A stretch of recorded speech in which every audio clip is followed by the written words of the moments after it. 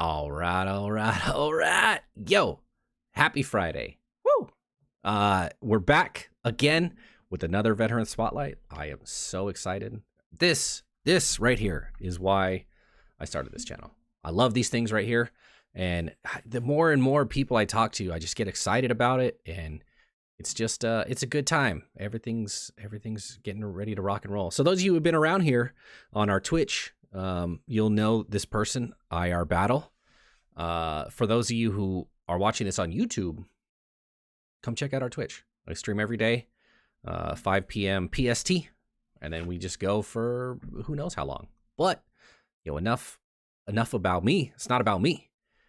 We are actually getting into it today with it's a little different this time because our guest is not a veteran. It's currently active duty. So this is going to be interesting because normally I just kind of go off the cuff. I don't really write questions down. And I didn't this time either, again, because, professional streamer stuff. But so it's going to be a little different on kind of just how it ends. But I feel like it'll kind of be the same all the way up until then. But nonetheless, let's go ahead and get into it. All right, here we go. The man, the myth, the legend. Ladies and gentlemen, we got IRBattle here. What's going on, dude? Not much, man. How are you? I'm great. Thank you for sitting down and doing this. Get a little comfortable. Of course, dude. Yeah, awesome. So, just for those of you who don't know, VOP gaming. I'm not just a guy pretending to be a guy playing a guy. I was in the Marine Corps. So I went to Iraq. I did that kind of stuff, So, we're all military here. So, yeah. Now, do you want to go ahead and introduce yourself? Yeah. So, I am IRBattle, as he stated. My real name is Marcos. Yeah. Nice. Most of the time in the Marine Corps, I go by TJ. I was talking to Vop earlier about how I got that name, and funny story that I'll get into a little later as the podcast goes on. Nice. But yeah, so I'm from California. Joined the Marine Corps at 17. Did the whole sandbox tour and everything. So nice. Yeah, nice. So Good times. I'm excited. Yeah, absolutely. All right. So there goes another question. Marine Corps. So, So, why'd you choose the Marine Corps? Why was it the Marines? So the Marines, I chose because I did 4 years of Army JROTC. Mm-hmm. And I felt like I knew everything about the Army and what it had to offer. Mm-hmm. And it just wasn't something that suited my personality. Okay. So it's a funny story that you bring that up. So when I was a kid, I actually had a old school Marine Corps cover, like the straight olive drab green with the stamped stamped logo. I never knew what that symbol was until I joined the Marine Corps. Oh wow! Never knew. Yeah. So I never knew about the Marines. The only thing that I've ever learned about was the three major branches. Yeah. Which is the Army, Air Force, and Navy, right? Yeah. So come my junior year, my brother was actually looking into joining the Marine Corps as well. So recruiter man knocks on the door. Yeah. Poke my head out of the top window that's above the door, and my brother's walking out and everything. So I see the guy in uniform and thought he looked pretty spiffy. You know what I mean? Yeah. Who wouldn't like dress blues? Yo, absolutely. Lady killers, right? Absolutely. So yeah, I think that's what started it, was asking questions there. I went downstairs and seeing what he's about, gave me his card. I was still early in my junior year, so trying to picture what actually happened. Towards the end of my junior year, obviously I was still 16, so I couldn't enlist there, but I had to do the whole enlistment with when my senior year started, because I turned 17 at that point, so my mom still had to sign and everything like that. But 13 years later, here I am. Awesome. Now, so just to get a ballpark time frame, what year did you graduate high school? 2009. Oh boy. Yeah, Okay, that's cool. I remember you mentioning that. I remember Yeah, you mentioning you got out of the Marine Corps in 2010. yeah, So absolutely. I already done 2 tours in Iraq. When by the time yeah, you were going to prom, yeah. I was going to a different kind of Nah. prom. Going on an Iraqi prom, huh? Oh, absolutely. Yeah, absolutely. Uh, nice. Okay, so um, so you did the JORTC thing, and then like, what do you still remember what it was like? Did you go? Well, first off, did you go to Paris Island or did you go to beautiful San No, Diego? no, I went to San Diego. Hell yeah! All right, cool. Northern Cali. Hell yeah. Now, did you say you're from Cali? Yeah, I'm from California. Just are you Northern California, Southern? I'm from Northern. I'm from California too. That's I'm why I from asked. Oakland. Oh, yo, I was born in Burlingame, and You know where it's at? yeah, yeah, okay, cool, even better. I knew I liked you for some reason, you know. Nice, cool. Oh, we had this conversation before. I think we have. I'm pretty sure we have. Yo, kids, kids, don't get a TBI. It sucks. You fucking forget everything. You really do. Yeah, absolutely. Because as soon as we started talking, I was like, I think we've had this conversation before. But yeah, yeah. So okay, so what was it like? Do you, of course, you still remember? Okay, so you get to the airport, you meet that first receiving drill instructor, you get on the Yeah. bus. Yeah, what was going through your head when you were on that bus? Fuck, I don't even remember, man. Yo, just I felt nerves. like I blacked out. Yeah, I felt like Yeah, I blacked out the bus ride, yeah. and then it seemed like we just. I'm pretty sure I blacked out the bus ride because it seemed like it took fucking forever, but the airport's literally right across. Oh, absolutely. It's like right Um, across the street. and then getting there, obviously you're nervous. I mean, I was still 17 when I went, Yeah. and I didn't turn 18 until almost 2 weeks before graduation. Hmm. And but yeah, all I remember is just standing in line, dude, getting a haircut, and then Yo. getting yelled at, and they're like feels like they're turning you upside down, shaking your pockets. Yeah, absolutely. You're doing everything but bending over and coughing at that point. Pretty much, pretty um much. all right, so you get to boot camp, you get on them yellow footprints. Now how was boot camp for you? Uh, so boot camp really wasn't that challenging, to be honest. Mhm. Mentally, it was more challenging for me. Obviously, I'm a young kid and Yeah. never. I had like side jobs with family members and stuff like that, but never had like my own W-2 and all that other stuff. Yeah. Um, but that was my first, first real job, first real getting away from the family and all that other stuff. Yeah. Um, so the feeling was definitely nerve wracking, to Yeah, be honest. absolutely. It was definitely nerve wracking to get there, and like I said, still 17. And Yeah. hey, welcome to the world. Let me smack you in the face a few times. Yeah, absolutely. Yeah. It is definitely a rude awakening. I feel like most people, well, most recruiters and stuff like that are they you gloss over the it's more about physical. You know, can you pass a PFT when it's like Yeah, yeah, most people you're going to get strong in boot camp one way or another. Like you're going to yeah. pass it. Regardless. Absolutely, but it's those mental things that like they don't tell you, you stay awake for the first few days while you're there. Like they don't tell you Oh that yeah, shit. Like that oh like yeah, and oh it yeah. there's no way to prepare for that, but like mentally that's the most challenging thing that I've come across talking to myself and talking to most people is that's the thing that gets most people is their it's just the mental aspect of everything.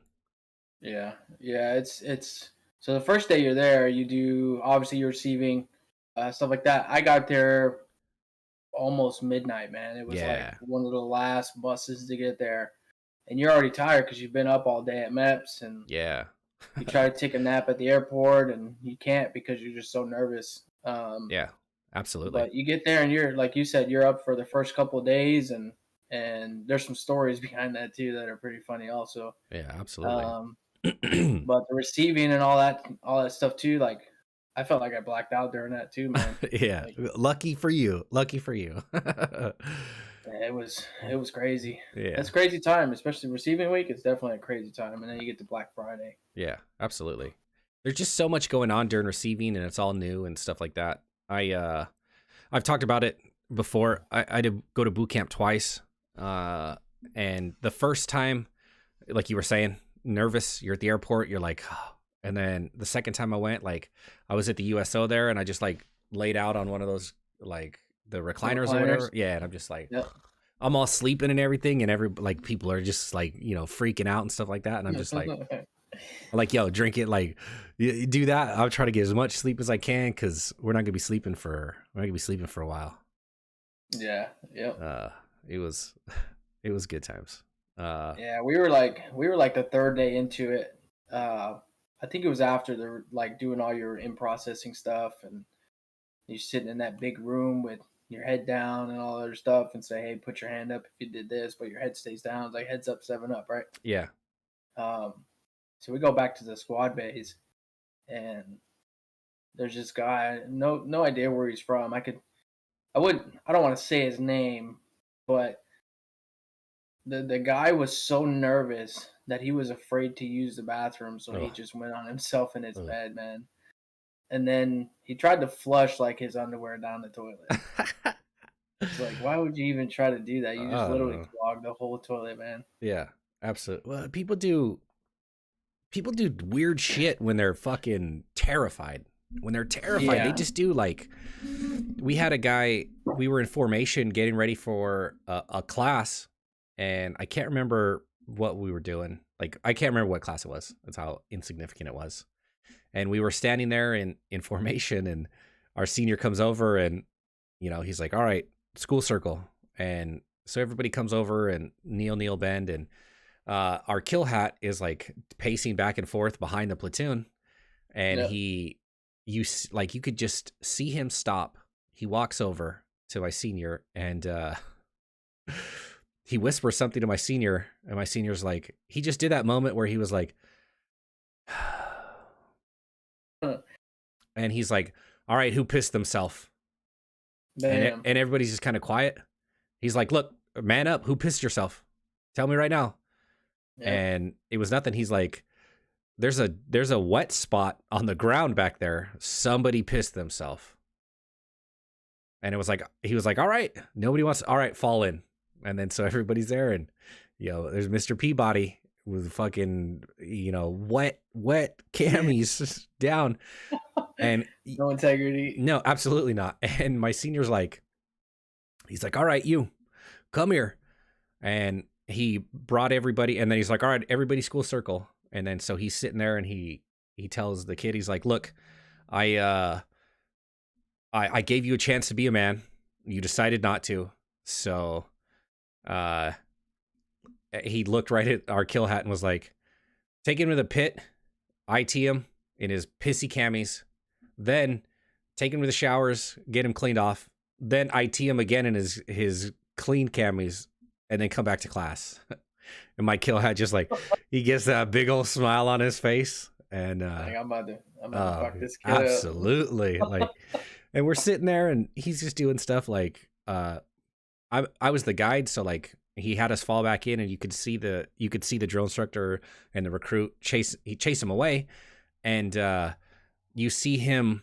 I don't know what the fuck was going on, but he took his cover off, and he was like, I'm sure he was telling him to fill it with sand, and then he put it back on, and he was just fucking like, it was great. It was good Yeah, times. he got slayed. Yeah, absolutely, it was good times. But He got slayed. yeah, I think everybody has some stories about, relative stories that are the same, even though we went to boot camp Yeah. years apart. They're all Yeah, relatively the same. we had a Mr. Peabody as well. Yeah. So It's second phase. So Yeah. obviously you go through your first Oh wow. 4 weeks down in MCRD, Yeah. down the depot, and then you move up to Pendleton for your next 4 weeks, rifle range, field training, shit like that, land nav. Yeah. And the first night we're there, obviously you pick up all the. Go over there, baby. Go over there. Go over there. Unexpected is the Go with times you mommy. get children. So we're Why? all accommodating. Uh-oh. Okay. Where's your switch? Oh. Okay. Watch your switch on the TV on the couch. Close the door. Yeah, sorry about that. No, My you're wife's good. playing DVD. Oh, nice. Yeah. No, there's no problem with that. It's Yeah. live and you got kids. Yeah, it's all good. Nobody. Um, so yeah, back to the story. It Mhm. was second phase, and the first day there, first day in Pendleton. You pick up the rifle range drops, the guys who failed on the rifle range didn't make the scores, whatever, the 190. Yeah. And so this guy, you know, you have, if you remember boot camp, I know it's a long time for old people, right?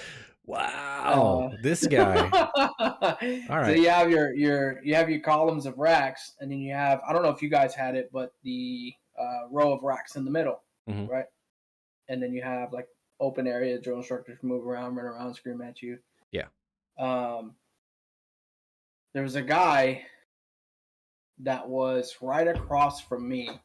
If I'm standing like facing the middle of the squad bay, he's like to my 10 or 11 o'clock. Hmm. So all of a sudden, we're online doing our little hygiene inspection, flipping your nails, and drill instructors checking for marks, making sure you're not hurting yourself while you're there. Yeah. And this recruit from Texas steps out, same row as me. Yeah. He steps out and he goes, "You request permission, sir. This recruit requests permission. Speak to the drill instructor." Brett tells him, "No, fuck no. Get back in line right now." Yeah. "Aye, sir." He steps back. 10 seconds later, "Sir, this recruit. What the fuck do you want?" "Sir, that recruit's pissing himself, sir." The kid literally was pissing himself for like 15 seconds. No joke. Like Yeah. this dude pissed like almost a gallon. It's like, holy Ah, shit, man. Be an yeah. older guy too, so you would think it would be the young guys who piss themselves, but Yeah. the guy was like 24, 25 at the time, and yeah, it was just like that dude got slayed the whole night, man. Yeah. Like he was Absolutely. bleaching the floor, he bleached the whole squad bay, everything. Yeah. Yeah. It's crazy. Like, I mean, I've seen it happen all the time. It usually happens, uh, in the morning. You know, you get that one. Yeah. You wake up, everybody gets online, and Yep. some people just can't hold their bladder. There were a couple times where I thought I was gonna piss myself. You know, like I'm Yeah. like shit, it's leaking out type stuff. You know, Yeah. but it's like almost every morning during first phase, somebody pisses themselves. Uh, Hmm. but like what we did, and we got in trouble for this. So we used to have Firewatch like wake everybody up. Like, yo, Yep. it's almost X amount of time before we get up. Yep. Just go around, start waking people up. You know, that way we can be on point. We want to be that platoon. We want to be like Yeah. locked and Yeah. loaded, ready to go type stuff. And we got in trouble for it because I can't remember, some captain or something was they came early Yeah. and The series commander. yeah, that's who it Yeah. was.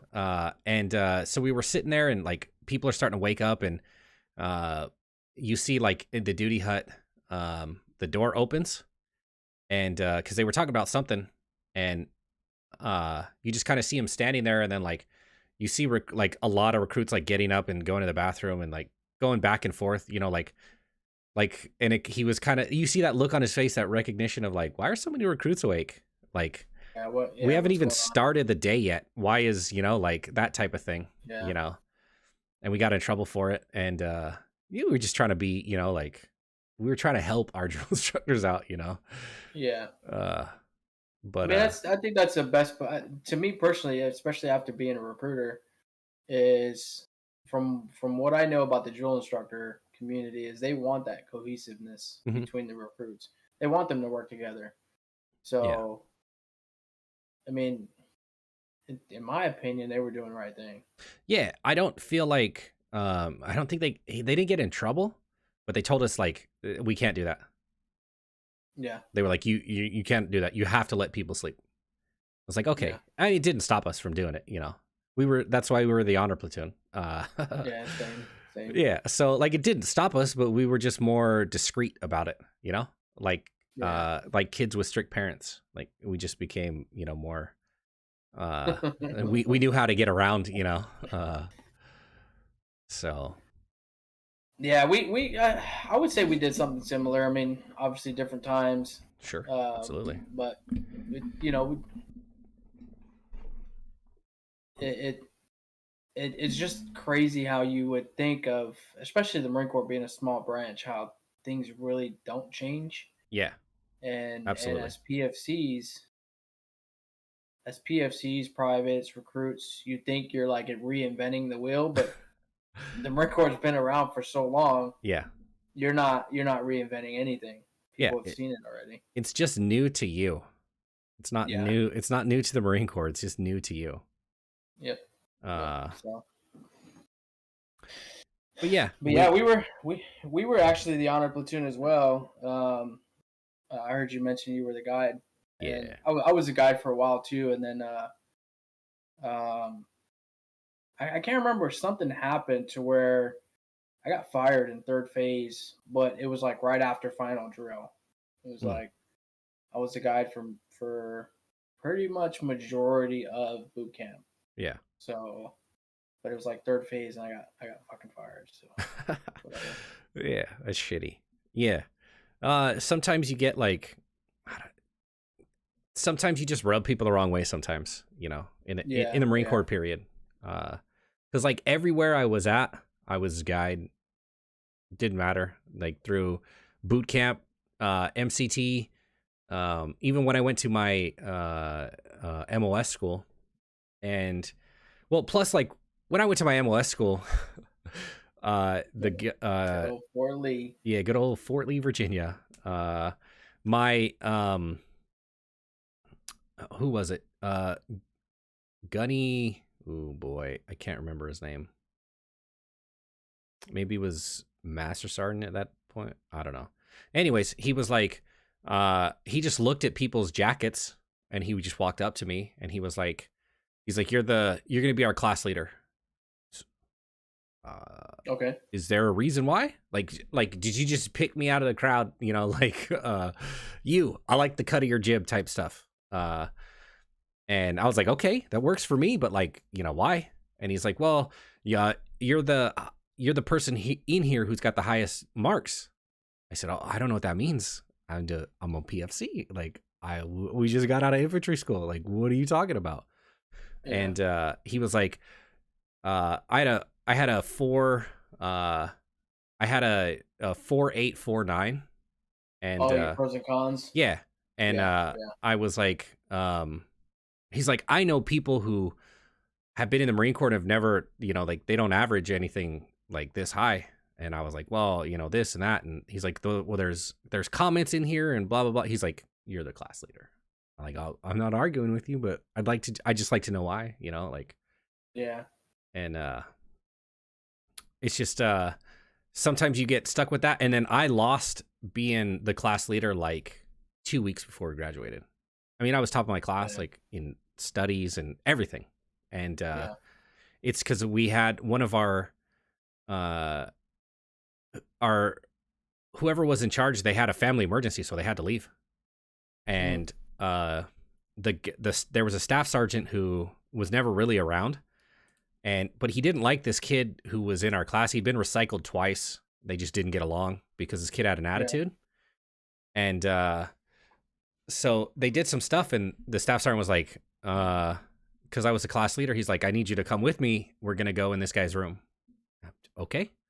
We went in there and there was an issue, like people were yelling at each other and stuff. And he wanted me to sign a statement that said that, like, he caused the like the staff sergeant was 100%, it was his fault. he went in there and was like antagonizing, and then people were like pushing each other. Like that's how it got. But like the staff sergeant was like antagonizing it, got into his face, and started like doing the poking on the chest thing like that. And I'm like, well, like you started this, you know. But he wanted me to write and said that, you know, like it was all the other kid. And I was like, look, this is my integrity. Like I don't think so. Yeah. So I got fired like 2 weeks before I graduated. I'm like, yeah, whatever. I don't even care. That's bullshit. Yeah. So you just rub people wrong, you know, sometimes, and they fucking, it happens, you know? Yeah, I was supposed to go on that board and, you know, the meritorious Lance Corporal shit. Yeah. For boot camp. And I was supposed to go on that. And like I said, like 2 weeks before graduation, like almost during, was it? I want to say it was right before the Crucible is when I got fired as the guide. Because you already completed final drill, you're back in Pendleton doing your Crucible, and then there's Marine Week and all the other stuff, and then you guys did the Crucible right before you graduate? It's a week before you graduate. You do the Crucible, and then you had Marine Week, and then so we do the whole board, and then the dude that they replaced me with, that dude was like all the way in the back. I was like, I'm up here in the front with the big guys and shit like that, and I end up like carrying like 3 other rifles and another pack. So going up that steep ass mountain that they got, that shit sucked. It sucked so bad, but you know, at the end, you feel amazed on what you accomplished. Oh, absolutely, 100%. Yeah, we it was different for us. You do Crucible second phase, and third phase you go back to Pendleton, or you go back to MCRD. Yeah, and that's when you do final drill. That's when you do Marine Week. That's when you kind of clean up and do everything else. But second phase, you do 2 weeks at the range, and then you would do the Crucible that week, and then the week after would be kind of like you would just kind of take it easy till you went back to Pendleton. And I don't know when it changed. Left Pendleton. Yeah, I don't know when it changed, because I know for a fact we did the 4 weeks at the depot, and then we did 4 weeks in Pendleton. Yeah. For second phase, and then for the third phase, it was like 2 weeks back on the depot doing the drill, the final drill, all the other stuff, uniform inspections. Yeah. And then we were back in Pendleton for the 3 or 4 days, however long the Crucible is. Yeah. And then the whole Marine Week at the end, and you do the family day and all other stuff. Yeah. Like during that time, it was like the prep time to check your rifle back in, and then do all that, Yeah, all the checkout stuff. Yeah, and then you get slayed one last time on family night. You go back to the squad bay, and they slay you one more time in your Charlies or your Bravos, whatever season it was for us. Yeah. Now I remember that we had people who were like throwing up because family day they were like eating pizza and burgers. Oh and yeah, we had that too. And then I remember right before we got ready to go out to the parade deck, and we're in there, and so I'm not sure how it was with you guys, but like the guides were the only ones in their blues. Everybody else was in their alphas. And we had a guy who like, I'm nervous as fuck, but we had a guy who, like, because he pigged out the day before, was like we were in the squad bay getting ready and everything, and our drill instructors are coming by to check our uniforms and stuff like that. And this dude was like he just kind of like hurries up and starts walking to the head, and the drill instructor's like, "Where are you going?" About to shit myself, like type thing. And we were almost late because this dude, he was almost late because he was just gonna shit himself. Like, he was in the bathroom and he was just like food was bubbling. Absolutely. Like, greasy food. Absolutely. You couldn't wait 24 hours, like, yeah. That's what I did. I was like, no, When you guys graduated as the honor platoon, did you stay in the squad bay that was across from the rest of the recruits? We stayed in our Did same you stay? squad bay. Yeah. Yeah, I heard rumors. I don't know if it was like true or not, but there's like a squad bay over there. I've never seen it to where it's like carpeted and all other stuff. No, Yeah, I it was weird. no. We stayed in the same squad bay, even though we were honor platoon. Like we didn't get any special treatment when Yeah, it came to like our squad bays or anything stuff like that. yeah, Yeah, I went up on that board, and so like I kind of got fucked over because during the Crucible, like I was carrying everybody's extra equipment. Anytime anything got left behind, give it to the guide. Guide will take it. I give it. Yep. So I was like, all right, cool, whatever. And when I was when we were there, I got what's called pack palsy. It's Yeah, when your fingers and stuff go numb and tingly. yeah, yeah. It's the nerves in your back. It's because they pinch closed, and Yep. then when you take off whatever, they loosen back up, and that's how you get your feeling again. Well, Yeah, mine pinched closed, and they stayed close, and so like yeah, I started like I couldn't do this. I couldn't touch my pinkies together because my hands were numb, yeah, and so I had to go to medical, and they use like a TENS unit, and it like basically like stimulates your muscles and your yeah, nerves. yep. And so, but I didn't take my final PFT. They used my score for my initial PFT, and it was me and another guy who were on the board. I had better everything except for PFT because I only took my initial PFT. I didn't get to take my final PFT Yeah, that because I sucks. couldn't grip the bar, And I mean, you know how the Marine Corps is. Like, who's physically fit? Who's the best? Who's in the best shape? That's Yep. what it boils down to. Who can move big rocks, basically. Absolutely. Who could do more pull-ups? Type shit. Who Yep. can run fastest? It's not like I had better prac scores, I had better range scores, like all this, it's who can who's stronger. And Yeah. so he ended up getting it. Like, good for him. Good for him. I mean, there was only 6 of us, so like anybody who got it was, good to go. Yeah. Getting that Lance Corporal, but that shit would have been nice. Rolling up into Yeah. It would have. fucking fleet as a Lance Corporal already. That would have been nice. It like for me too. I should have went on the board, but for me as well, to where I was taken off, didn't go on the board at all. But it was kind of like a smack in the face what my J had did because he was from LA, and my J had me as the series uh, guide on bearer. Yeah, you have your lead and follow series. So I Yeah, ended up being the first recruit out to graduate anyway. yeah, So walking in with the lieutenant who's out there walking with you and stuff like that. So I wasn't even marching with the rest of the platoon. yeah, So it was like just walking out with the lieutenant all by myself, and yeah, it feels good to where you're segregated and all your family could see you. yeah. So Absolutely. that was definitely a plus. Nice, But nice. So let's see. Okay, so you went through boot camp, obviously, and graduated. Now, did you take like recruits assistance, or did you go straight into MCT? no, I went straight into MCT. So they give you that 10 days to leave after you graduate, right?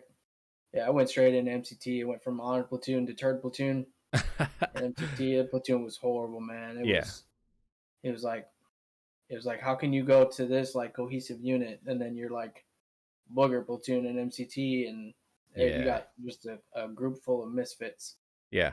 Um, uh, let's see. After that, flew straight to Fort Lee Mm-hmm. Mm-hmm. as a bulk fuel specialist. Mm-hmm. Mm-hmm. And yeah, when my drill instructor told me I was at, he was like, "Yeah, you're gonna be a glorified gas attendant." I'm like, "Man, this can be like." I had no clue what it was. I thought I was gonna go in like being like an HE mech or some shit like that. Yeah. And you get there, get the bulk fuel, and I finally learned like what the actual MOS is and all that stuff. And Yeah. I've been doing it ever since, man. I take pride in it. It's Yeah, actually absolutely. a really diverse MOS to where you can do ground side or aviation. You can do so much stuff with this MOS. It's not even funny, man. Yeah. But then again, we are considered the bastards of the engineer community. So at least that's what I like to say. Yeah, I remember being in Fort Lee, and Mass Sergeant Williams, that was the guy's name.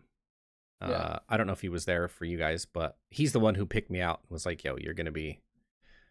I don't know why it took me so long to remember his name. It just hit me. And did you know a Marks, like a mm, staff sergeant gunny Marks? Yeah, no. he was. The only one I can Yeah. remember is, well, him, because he used to have a thing where if two people didn't get along with each other, he had boxing gloves and you could go out to the basketball court and handle business out on the basketball court. Like, I remember him specifically because of that. Big black. I'm 6'4", and when I say big black dude, I mean he's a big black dude. Like, and the kind of dude who barely. His arms are so big that like when you roll your sleeves, he like there's no folding or any. He didn't have to roll or like fold them or anything, like, or like, you know, when you fold them and you have like put it in half, or not in half, but you know, like, so you can size it to your arm. He would just rolled it up, and it was just like his arms they had to have been like this. Man. Like, yo, he just yoked, and I was like, yo, chill. Like, who broke your heart? Like, yo, calm down. Like, Dude, making love to the gym. Absolutely. Yo, this fool married the gym. But there was him, and then the only other guy I remember was Gunny Rock, because he saved us from some MPs. So I remember him. Yeah. We got caught on the obstacle course. Well, we didn't get caught. The MPs rolled up. We were messing around with some AIT women who were there, and we heard the whoop whoop, and we bolted, and we went through like the little wooded area, and then we came out and we saw the bowling alley, and we're like, yo, we're gonna go in there. So we go in there, we start sitting down, and we're just like, play it, relax, calm down, you know. And they show up, and the MPs come up and they start talking to us, and Gunny Rock comes up, and he's like, hey, you know, what's going on? And the MPs are like, well, we have reason to believe that these two guys were, you know, blah. And he was like, nah, they've been with me. My family's over here bowling, you know, and I'm here, and we just been kind of hanging out and talking. You know, they've got questions for school. These are good students, blah, blah, blah. And I can't remember. He was like a specialist or something like that. And he was like, well, we have, and he was like, are you calling me a liar? He's like, I'm an instructor here. He's like, I'm a gunnery sergeant. He's like, are you calling me a liar? He's like, you know what? Give me your business card. Who do you work for? And then they were kind of like, oh shit, you know, yeah, absolutely, you know, like you call me a liar, type thing. And he's like, oh no, gunner sergeant. He's like, no, give me your card. I'm done talking to you. I want to talk to you. You're insulting me in my Marines in front of my family, like, you know. And they were like, they gave it to it, and they were like, he was like, you just want to hang out while I make some phone calls? And they're like, no, I think we're good here, gunner sergeant. Turned around and walked away, and he just kind of like looked at me, and my buddy was like, look, I don't know what happened, but go back to the barracks and just hang out. Yes, absolutely, Gunny. Like, yep, okay. So we went back, you know, and then we just we had a nice night, and we just kind of hung out. And that was it. But I always remember when we would when we would get ready to go to class and stuff like that, and we would see you guys out there, I'd always be like, with your big old thick textbooks. I was like, yo, no, fuck that. Like, fuck, man. I don't want to do that. Like, I don't know. I'm okay. Yeah, dude. There was like for you guys. I mean, your area was pretty condensed. Ours, you had the myth back there and moving hoses around and all other stuff. And but then Yeah. again, you guys had your field chow hall and all that other stuff. So it was Yeah, absolutely. pretty pretty fair. Yeah, well, no, absolutely not. We both went to the same. We both were at the same base at the school, but you guys definitely had it worse off than we did. Because we were just basically like, I mean, we were just basically cooking at that point. You know, like we were cooking to the point where it was like, I mean, there's not a lot to teach if you break it Yeah. down. Like it's cooking's cooking, but I mean, we would get fancy. Like I learned how to peel. I learned how to peel a tomato and make it look like a rose. Like Oh that, no like, shit. yeah. I mean, I can still do it to this day, but it's like that's one of those things that like they taught us in school, and it's because you want to make stuff. You want to be fancy. You want to Yeah. make stuff and make it look presentable and like have it not just be food, but like an experience type shit. Yeah. Yeah. While you guys are fucking, your books were like this thick, like. So no, Yeah. definitely, you guys had it way worse. Yeah. There was like different phases we had to do also. So like the way the way it's broken down is you do army training first, and then that's like 4 weeks, I believe, like 4 or 5 weeks, Yeah, and then you do Marine Corps stuff, and then that's like a whole lesson in itself also, to where you learn like all this army shit before, which is equipment you're never going to use, and then you have all the Marine Corps stuff, which is like some of it's outdated, but then you're like learning how to put hoses together and yeah, building berms and shit like that. So I think that was the toughest part, is definitely getting down the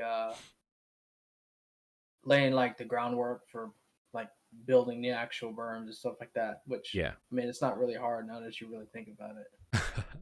It's hard. It's hard at the time because you're not used. Well, you're not used to it. You're learning all this stuff. Yeah. You're taking all this information in, and even the easiest tasks seem gigantic when Yeah. you're under that stress of, well, it's everyday life. You know. Yeah. Shit, Okay. We had this one guy, Peters, right before graduation from the M1 schoolhouse. This kid would fucking fall asleep every single day in class, and finally the fucking gunny, who was our instructor, he Yeah. brought one of those little like air horns. Yeah. Fucking walking right behind him. Kid fell asleep in class. Burp! Real fucking loud. The kid like jumped up at attention, started citing his general orders and shit. Yeah. Have What the fucking fuck? boot camp flashbacks. Jeez. Yeah, That's he was great. in shock. Yeah. We had oh man. Yo, let's see. Legally, I think I can talk about this now. Well, so we had this dude who snuck down to the berthing. Oh yeah. Yep. Like at least once a week, and was messing around with a couple different chicks down there. And Yep. well, a couple of Marines, you know, like they're not, there's no such thing as a female Marine. You know, Marines are Marines. And so he snuck down there, and they were and so this had been going on like almost the entire time we were there. And Yeah. Two of the girls found out that that he was basically seeing both of them. And one of the girls poisoned the other girl in the berthing. Like, yeah, like the other girl had to be rushed to the hospital. And this is like, I'm talking about days before we graduated. Like, No. yeah, she had to be rushed to the hospital. And like, Wow. it was like in the middle of the night too. Like, we get the duty coming upstairs, and, you know, they're doing a head count and stuff. And they come straight to my door, and they're like, you know, come, we got to get accountability. Oh, okay. And they're like, well, do you know everybody here? Like, yeah, you're the duty. Like, okay, cool.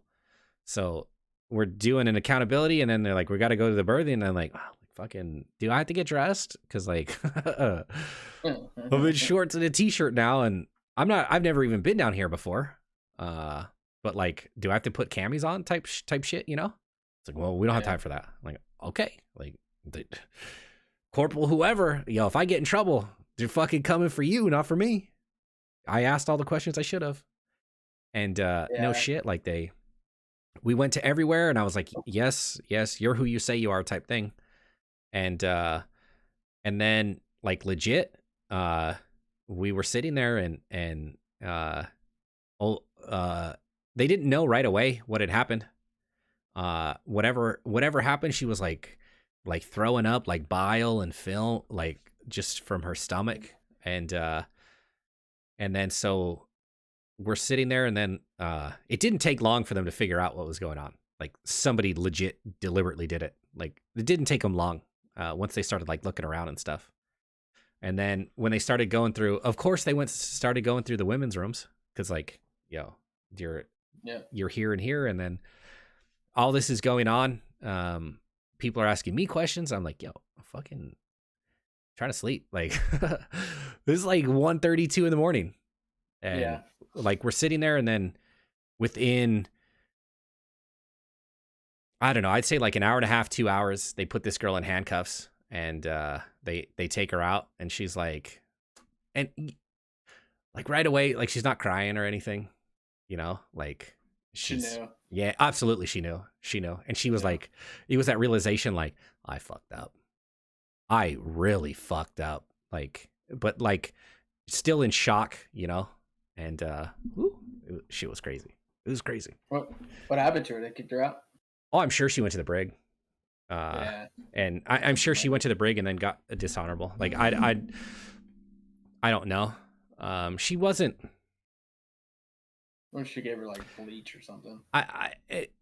She wasn't like, oh yeah, I don't know what she put in there. Like, and I just like, we were so close to leaving. I was like, yo, I just want to leave this place behind me. Like, yo, this place is fucking crazy. Like, I'm gonna start asking and looking around, and shit, I'm gonna get poisoned next. Yeah. Yeah. Same kid, Peters. We ended up, me and another kid, Nunez. We ended up getting in trouble for flipping this kid out of the rack, because you know you have accountability at the end of the night with the duty. We ended up flipping this kid out of the rack because he showed up like 45 minutes late. And we were looking for him. Room was locked and everything. And finally, the duty opened the door. Yeah. And, like, I mean, we didn't really mean to flip him out of the rack. We just kind of went to push him off, and the mattress fell off. So yeah, it was. Yeah. Sorry, alarm was going off outside, and I was like, "It's somebody breaking in my truck," because you'll fuck around and find out. Yo. Yo, I still got $12,000 to pay off on that truck. Like, yo, I don't think so. Shit. Don't yeah. But yeah, like we had a guy like that as well. He showed up late. Well, he showed up like minutes before we were doing accountability at nighttime, and he was just hammered. He just like hammered, because I was sitting there, and like I always hated this about the Marine Corps. I'm responsible as class leader. I was responsible for everybody, and like, yo, like we're all like, I was older too. I mean, I was at that point, I was 20. I was 21 at that point. Yeah, I was 21, because I could drink at the R&R club. Well, anybody could drink at the R&R club, but I could do it legally. And you know, like it's minutes before we're getting ready to do accountability, and this guy's still not here. And like I look outside, there's a cab pulling up, and he's like stumbling out of the cab, and I'm like, oh, he's gonna walk past the duty, and then the duty is gonna I'm gonna get in trouble for it, even though I haven't done anything. So I grabbed my roommate. This guy was my roommate too. We had 4 people in our room, and he was one of the roommates. And I grabbed my other roommate. I said, look, you need to get him upstairs. I'm gonna go distract the duty. And you know, so I went downstairs, and I had the duty. I started talking to the duty and stuff like that, and I was just asking questions I already knew the answers to. But about like accountability and about this and that, and asking him what his like about his MOS and all this trying to stuff to try to like keep him, from, well, just noticing, Dare and you. we finally get him upstairs, and then um we're sitting there, and he's going through and asking everybody, and it comes up to this guy. Well, this guy was in his rack because he was blacking out, and we did the whole like, oh, he's not feeling very well, like he said he was going to throw up, and like legit as soon as we said that, he just threw up all over the floor, and I was like, Man. well, he's right there, like do you want to go check that? Because if not, I'd like to clean up that throw up. Like, I have to sleep in here tonight. Yeah. Oh yeah, but he later we kicked shit out of him later. We didn't we didn't do it while he was drunk because we didn't want to throw up again. But yeah, we beat the shit out of him later. Yeah. Yeah, we had this fucking annoying roommate too. Another reservist kid. That fucking kid would not stop arguing with his girlfriend over the phone at like 2, 3 in the morning. Yeah. Until finally I grabbed his fucking phone and I threw it against the wall. Shut the fuck up, motherfucker. I'm trying to sleep. Yeah, absolutely. Fucking old Timmy. Look like a fucking toad.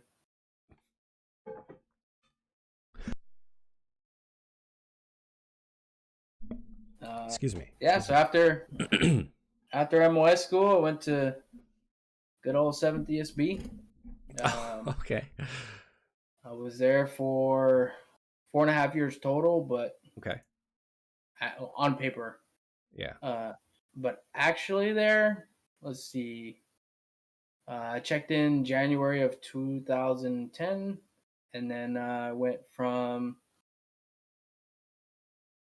January to about July, and then I ended up going to be a role player over at in Tornado Palms. Okay.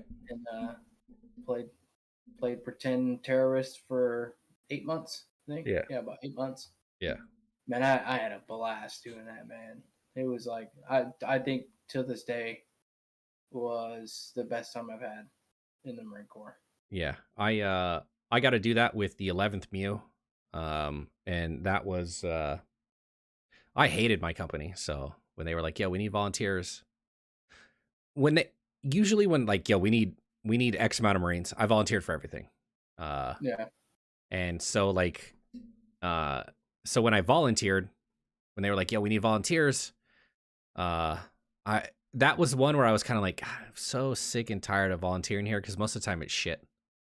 Yeah. And so they get everybody, and I was like, I'm not doing it this time. Like, whatever. I'm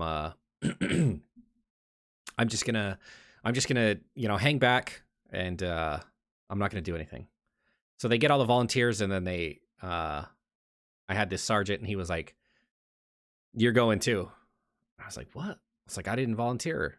Like, you did now. I'm like, oh, motherfucker, So then they tell us what it was, and I was like, yo, this is gonna be cool. Like, they flew us in helicopters. It was great. Like, we got onto the MEU, and I told them, they were like, who are you? What's your role in the village? And I was like, well, I'm the chief. This is my village type thing. That's a stupid ass little Lance Corporal, like, I don't fucking know. Try to be cool. I didn't think it would make a difference, They gave us like little badges, took our pictures, and it put VIP on it, and I was like, oh shit. But yeah, absolutely. It's such a great time. And we had the best part is, we had the grunts that came out, and they got bored. They busted out a football, and they started, like playing football. And they asked us if we wanted to play, and I was like, yo, sure. Like, football was always my thing. Like, I even played for my unit, and I tried to play for first MLG team, but I got in a car accident, and I broke my collarbone, so that was like, I couldn't play anymore.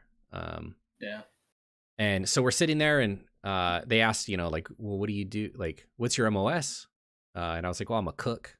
And it's at that point, then they started like, because we're all like Lance Corporals, PFCs, Lance Corporals. And so they started like talk a shit. And they were out there and they were talking about football. And I saw a guy and, they had sappies and, their Kevlar. And this guy he just rubbed me the wrong way. Like, I don't know what it was. He just rubbed me the wrong way. And I was like, yo, like, let's, we were talking about football and we were talking about drills and stuff like that. And I was like, yo, I bet you I'll fucking run you over. Like, you're a tough guy? Yo, prove it.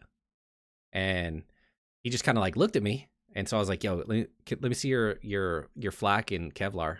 And before I went to, when I was in boot camp, I got invited to go to the Nike Gridiron football camp. Like, I was pretty good at football. Like, I was even better at wrestling, but in high school I broke my collarbone during wrestling practice, and so that kind of stopped all my scholarships just disappeared after that. And but like, they gave me the football, and like, I didn't even try to juke him, or I just trucked right over this guy, and it was good times. It was good times. But we had that kind of freedom because we were role playing. Like, it was a good time for sure. Yeah, we got to do like so much shit. Like, you go on the mountain town, you're wearing Afghani clothes, you're fitting in, growing your facial hair out. Yeah. Shit like that. It was like, you play the part, you're playing it for at least a month, 2 months. Yeah. And then when we weren't doing that, if we didn't have any like missions or evolutions or whatever we want to call them, we had to what was called a road runner. So we had to get our Humvee license and drive the coyotes around that were grading the infantry guys and shit like that.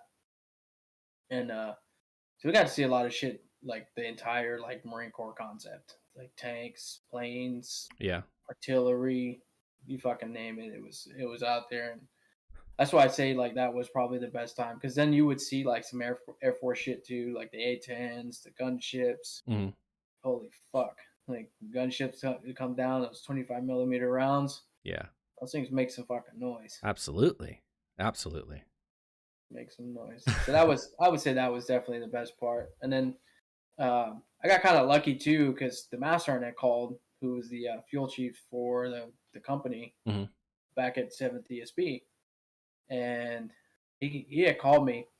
He was like, "Hey, where you at? You're supposed to check in today." I'm like, "Master, nobody told me I was supposed to check out." Yeah.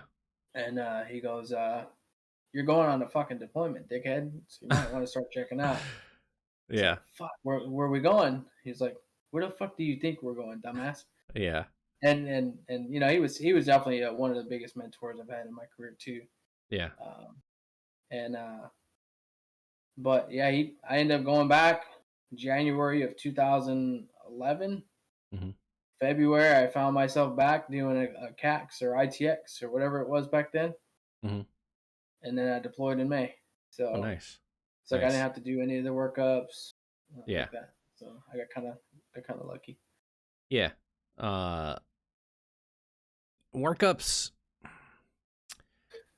I really didn't like workups with my unit because nobody took it seriously. Because it's like, we're cooks type shit, But my first tour in Iraq, like, I didn't do fuck all with cook. Like, you don't cook. You have TCNs who do it, third country nationals. Yep. You just sit there and watch them. So most of us cooks were like doing other shit. I worked with pit teams. I worked with MIT teams. I worked with Motor T. I escorted. When I was in Ramadi, we had some of the TCNs who would go around and do like HESCO barriers and pick up trash and make sure the razor wire was up and everything. We called them a Blue Man group because they wear blue jumpsuits. I escorted around the Blue Man group. Like, I worked at a class 1 lot. Like when I was, like when we went out into the town of Ramadi and we're walking around and shit, we didn't take training seriously because everybody was like, I even had people who deployed before and they were like, you're not going to be doing anything. You're just going to be cooking. Like, none of this applies to you.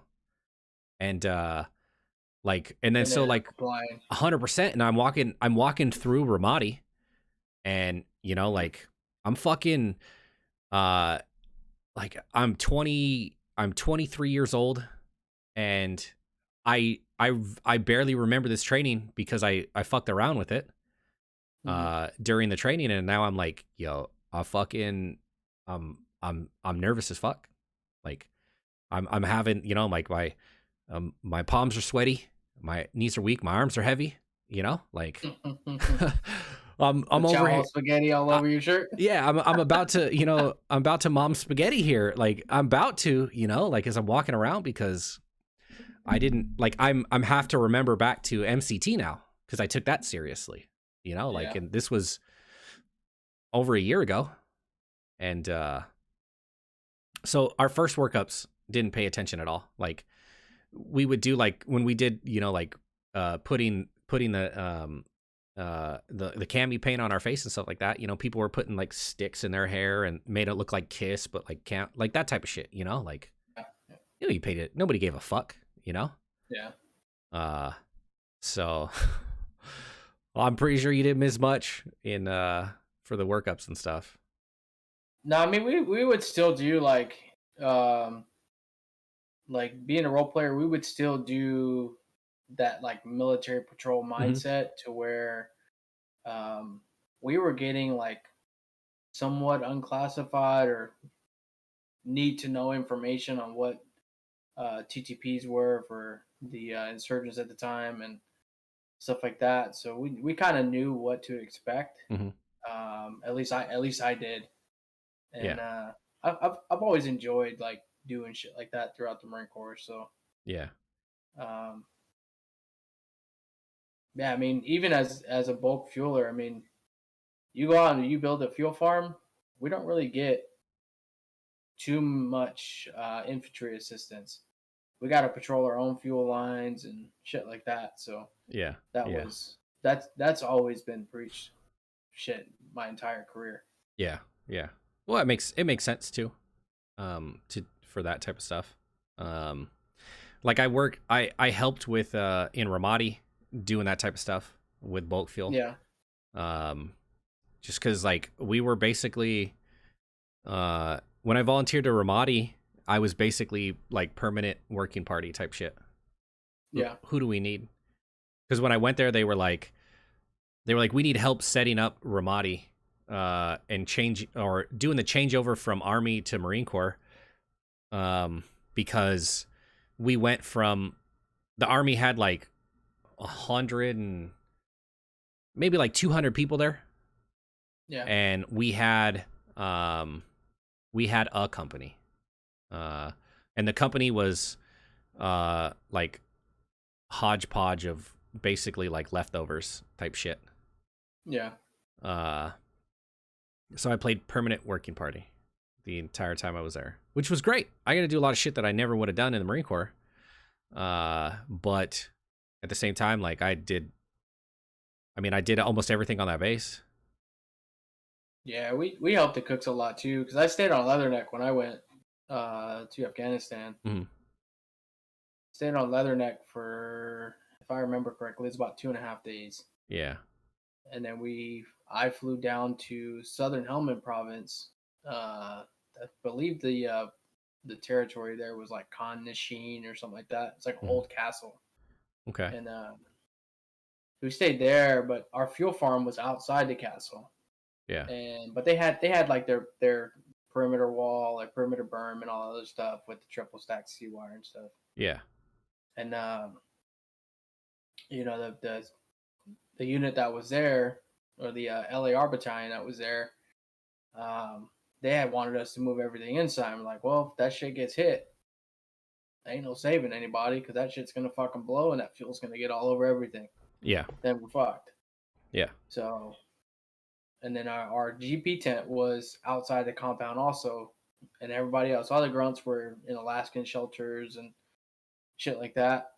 But we're sitting there with a GP tent surrounded by a HESCO barrier that the previous ESB that was there made look like a small castle because engineer community and stuff. Yeah. And we were surrounded by HESCO barrier, but it was like being in a can, I guess. IDF and shit like that. It's like Yeah. that shit hit right here, that shrapnel is gonna bounce everywhere. Yeah, So absolutely. and then the IDF bunker that they dug was like it wouldn't have done anything. We wouldn't be able to see it coming, basically. But Yeah, yeah. it was like a hole with some plywood and like 3 sandbags on top. A little peace of mind. Yeah, Yeah. but but yeah, we would help to cook a lot too. I mean, help them do the dishes, help them prep food early in the Yeah. morning. What sucked though, man, is like you know Ramadan. I'm not hating on anybody's religion or anything like that. Man, those I don't know how you guys did it with during that time frame to where you have to cook for the interpreters and shit like that during Ramadan and then you have to cook for the Marines. Yeah. It's like fuck, man. It's like it literally fucks with your sleep schedule. No joke. And then on Yeah. top of that, 100%. we were standing post for 10 hours, 10 hours on, and then we'd rotate. So it was like four of us, and then like over the deployment time, it was like it ended up just being like three of us doing posts, filling up the generators that were there, and helping to cook. Yeah. So it's like fuck, man. We were literally tasked to fuck out, dude. Yeah. Absolutely. But Yeah. I had a good time. I wish I would have went back, but that was my Yeah. only deployment. Yeah. Now, how long were you in Afghanistan for? Let's see, from May to November of Okay. 2011. Okay. Nice. Yep. And okay, so now okay, so it's November 2011. You get back to you return from your deployment and so now are you corporal at this point? Yeah, I was a corporal before I deployed. Okay. And so you get back what's going on now? Let's see. So get back November 16th, actually, 2011. Um, Hmm. get back, and I think December, I was part of the Fleet Assistance Program to where they would send some bulk fuelers down to Pendleton's Air Station to help run the fuel farm there and issue Okay. fuel to aircraft and all the other stuff. Oh. So I ended up doing that from like late December. I think we checked in like right after the Christmas break, and then so Okay. basically Yeah. January 2012 to about September of 2012. Okay. So Now, did this that. is the 20 in the 22 area? Or are you talking Yeah, about 20, okay. Okay. yeah, Okay. 22, 24 area. Yeah, yeah, yeah. Okay. So if you go down like Vandegrift, like you remember where the McDonald's was and stuff on the left. Yeah, well, that's where the food service headquarters is. Surprise, it's right by where the McDonald's is. Like in those buildings that are over there. So, Yeah, yeah. uh You remember where Sif was in the warehouse, that's all the where way at the end. yeah. So if you look, if you're facing Sif and your back is to the flight line, Yeah. the fuel That's farm's right behind you. okay. Yeah, yeah. Yeah, I had to go to headquarters quite a few times, so I know I know where you're at. I know where it's at. I just wanted to make it's been quite a while Yeah, since I've been there. So it's been a few years. Huh? yeah, yeah, absolutely. You know, you get old and you kind of forget stuff, so it makes you feel good when you're like, it's right over here, right? Yeah, Yeah. Okay. Now yeah, fun times. how was that different from what you were doing before? So being on the ground side, you're more focused and tailored towards ground equipment, Hmm. tanks, generators, um, anything with wheels, basically, besides like your bulldozer and shit like that. Okay. Yeah.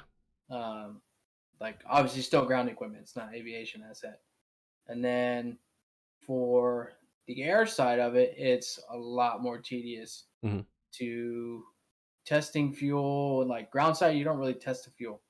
You just make sure that it's the product that it needs to be. Yeah. That's it. I mean, you check to make sure there's like not a shit ton of water in the fuel and all that other stuff. But aviation side, it's a whole different beast. You're talking about planes falling out of skies. Yeah. Um, people can definitely get hurt. A tank's not going to fall out of the sky. Yeah.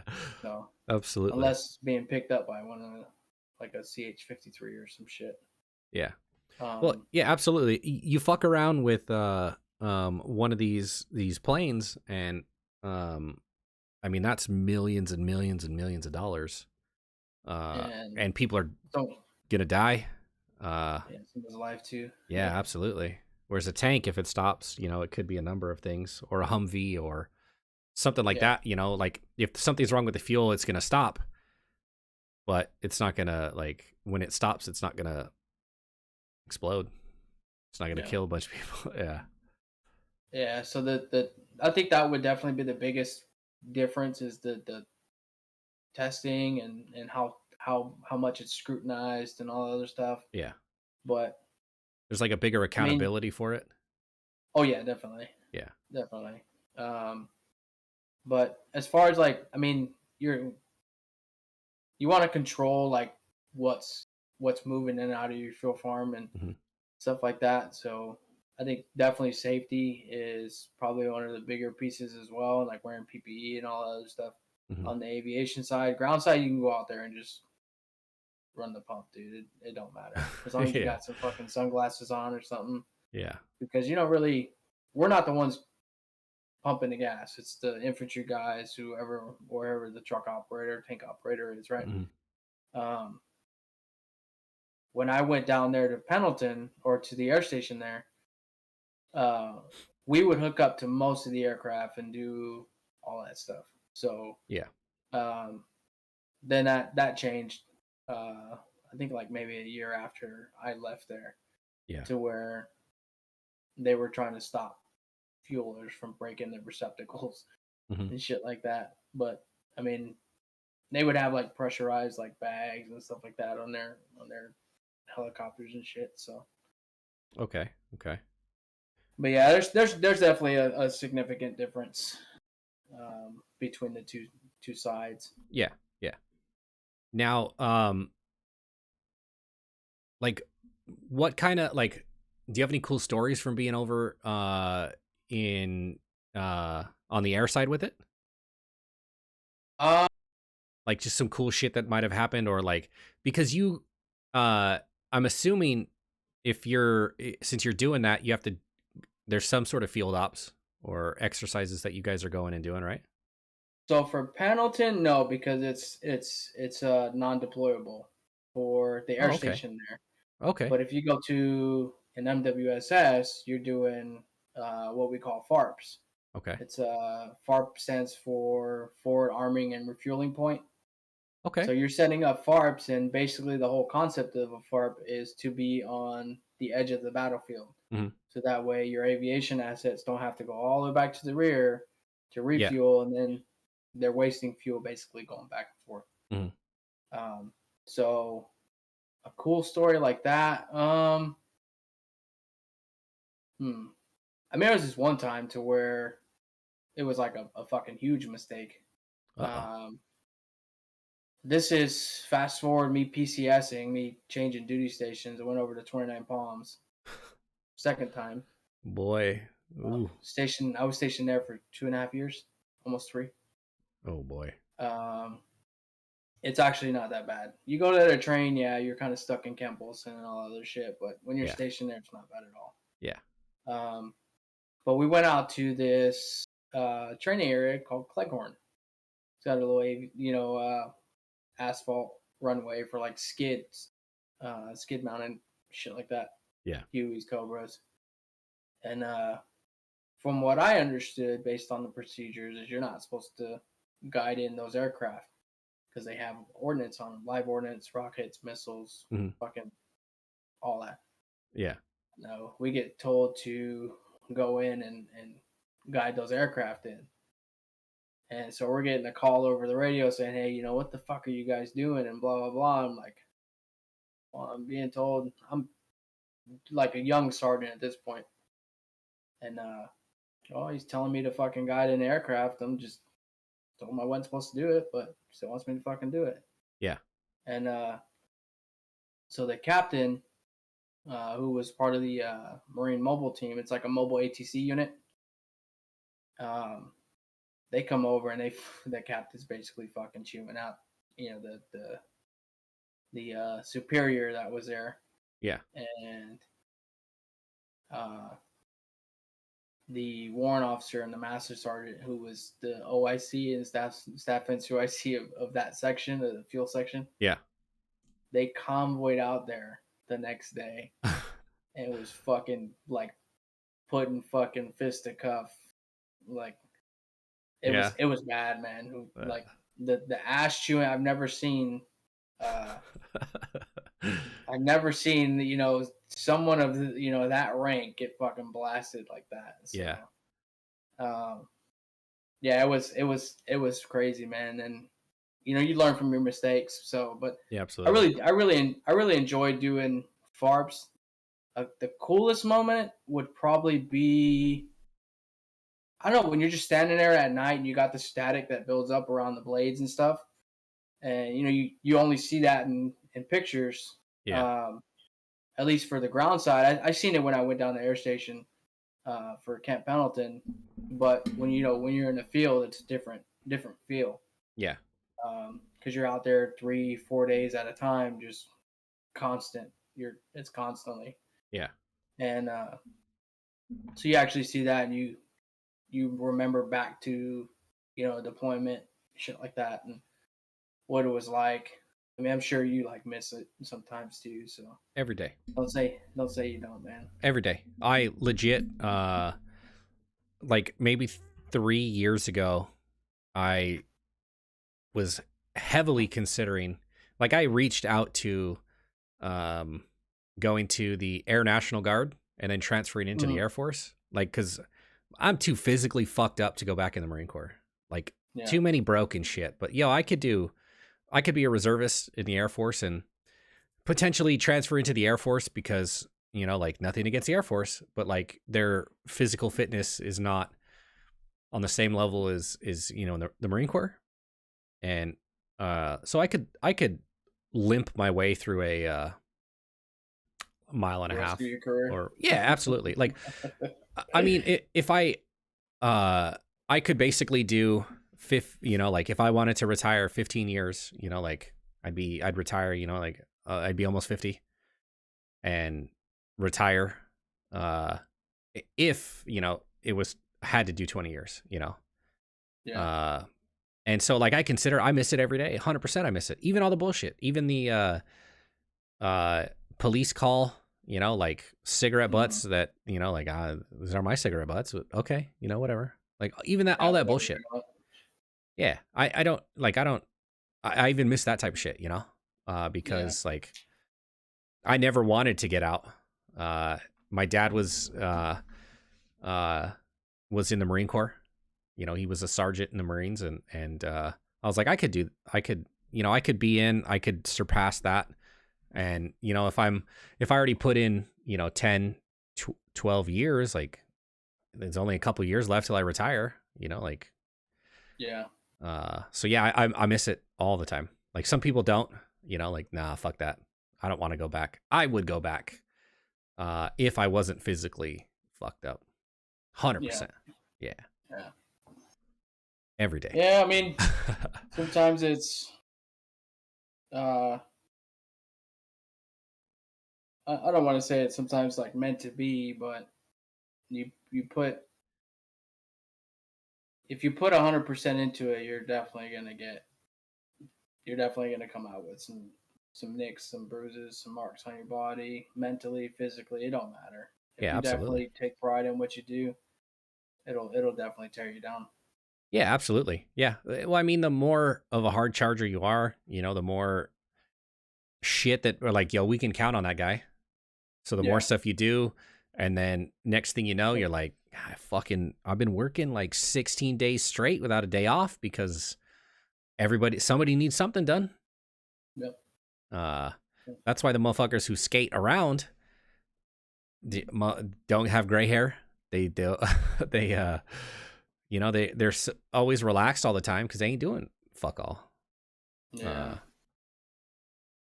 But yeah, okay, um so you went from there, you said you were there for about a little under a year um at the air side. So where did you go from there? So after that, the FAP was over, the T&E down at the air station. Hmm.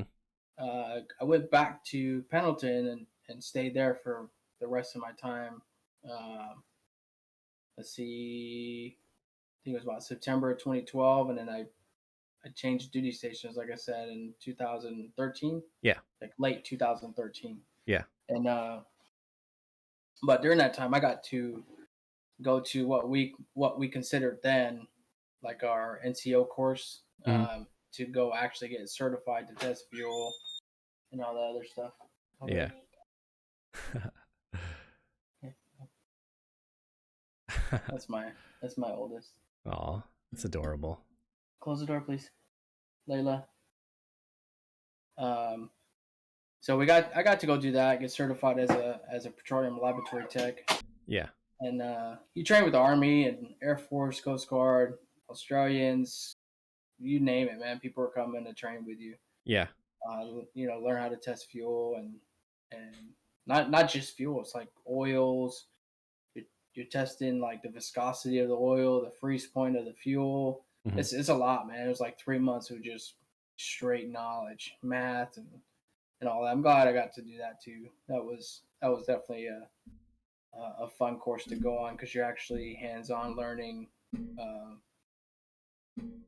I guess how fuel is made, and then two, um, what the capabilities are and all that other stuff. So Yeah. that was definitely a plus. So I went there and then I actually found out I got orders to tornado palms while I was there. Hmm. So um, got most senior corporal in my MOS at that time because Yeah. some legal stuff. Um, I didn't get JP'd or anything, but I just got like non-rect. Yeah. So I was like the senior corporal in the MOS for like 4 months, Yeah. and then I got promoted October 1st of 2013 to sergeant, and then I PCS the following month. Yeah. So I didn't really spend any time at 7th as a sergeant. And then, like I said, I went to 20 Palms to good old MWSS 374, which is no longer a unit anymore. Hmm. Yeah. I feel like you kind of got a little lucky because, like, in my unit, uh, they were NJP and people for just left and right shit. Like, they didn't care. And Well, who were you with? I was with CLR 17. Okay. Yep. Yeah. So enough. If you know, you know. If you don't, fucking Yeah. say. Do you don't? You know, like, I don't know how it is now. I'm sure it hasn't changed much. Yeah. I don't know if it's still around. Yeah, A lot of it wouldn't surprise me.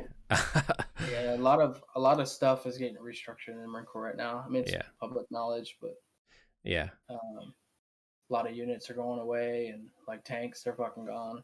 Yeah. Uh, a lot of them WSSs, like two of them got shut down already, which Yeah. again is public knowledge. Yeah. Um, but yeah, the Marine Corps is changing a lot, man. It's good. Yeah, I've seen a lot. Like, I kind of wish the Marine Corps had changed, when I was in.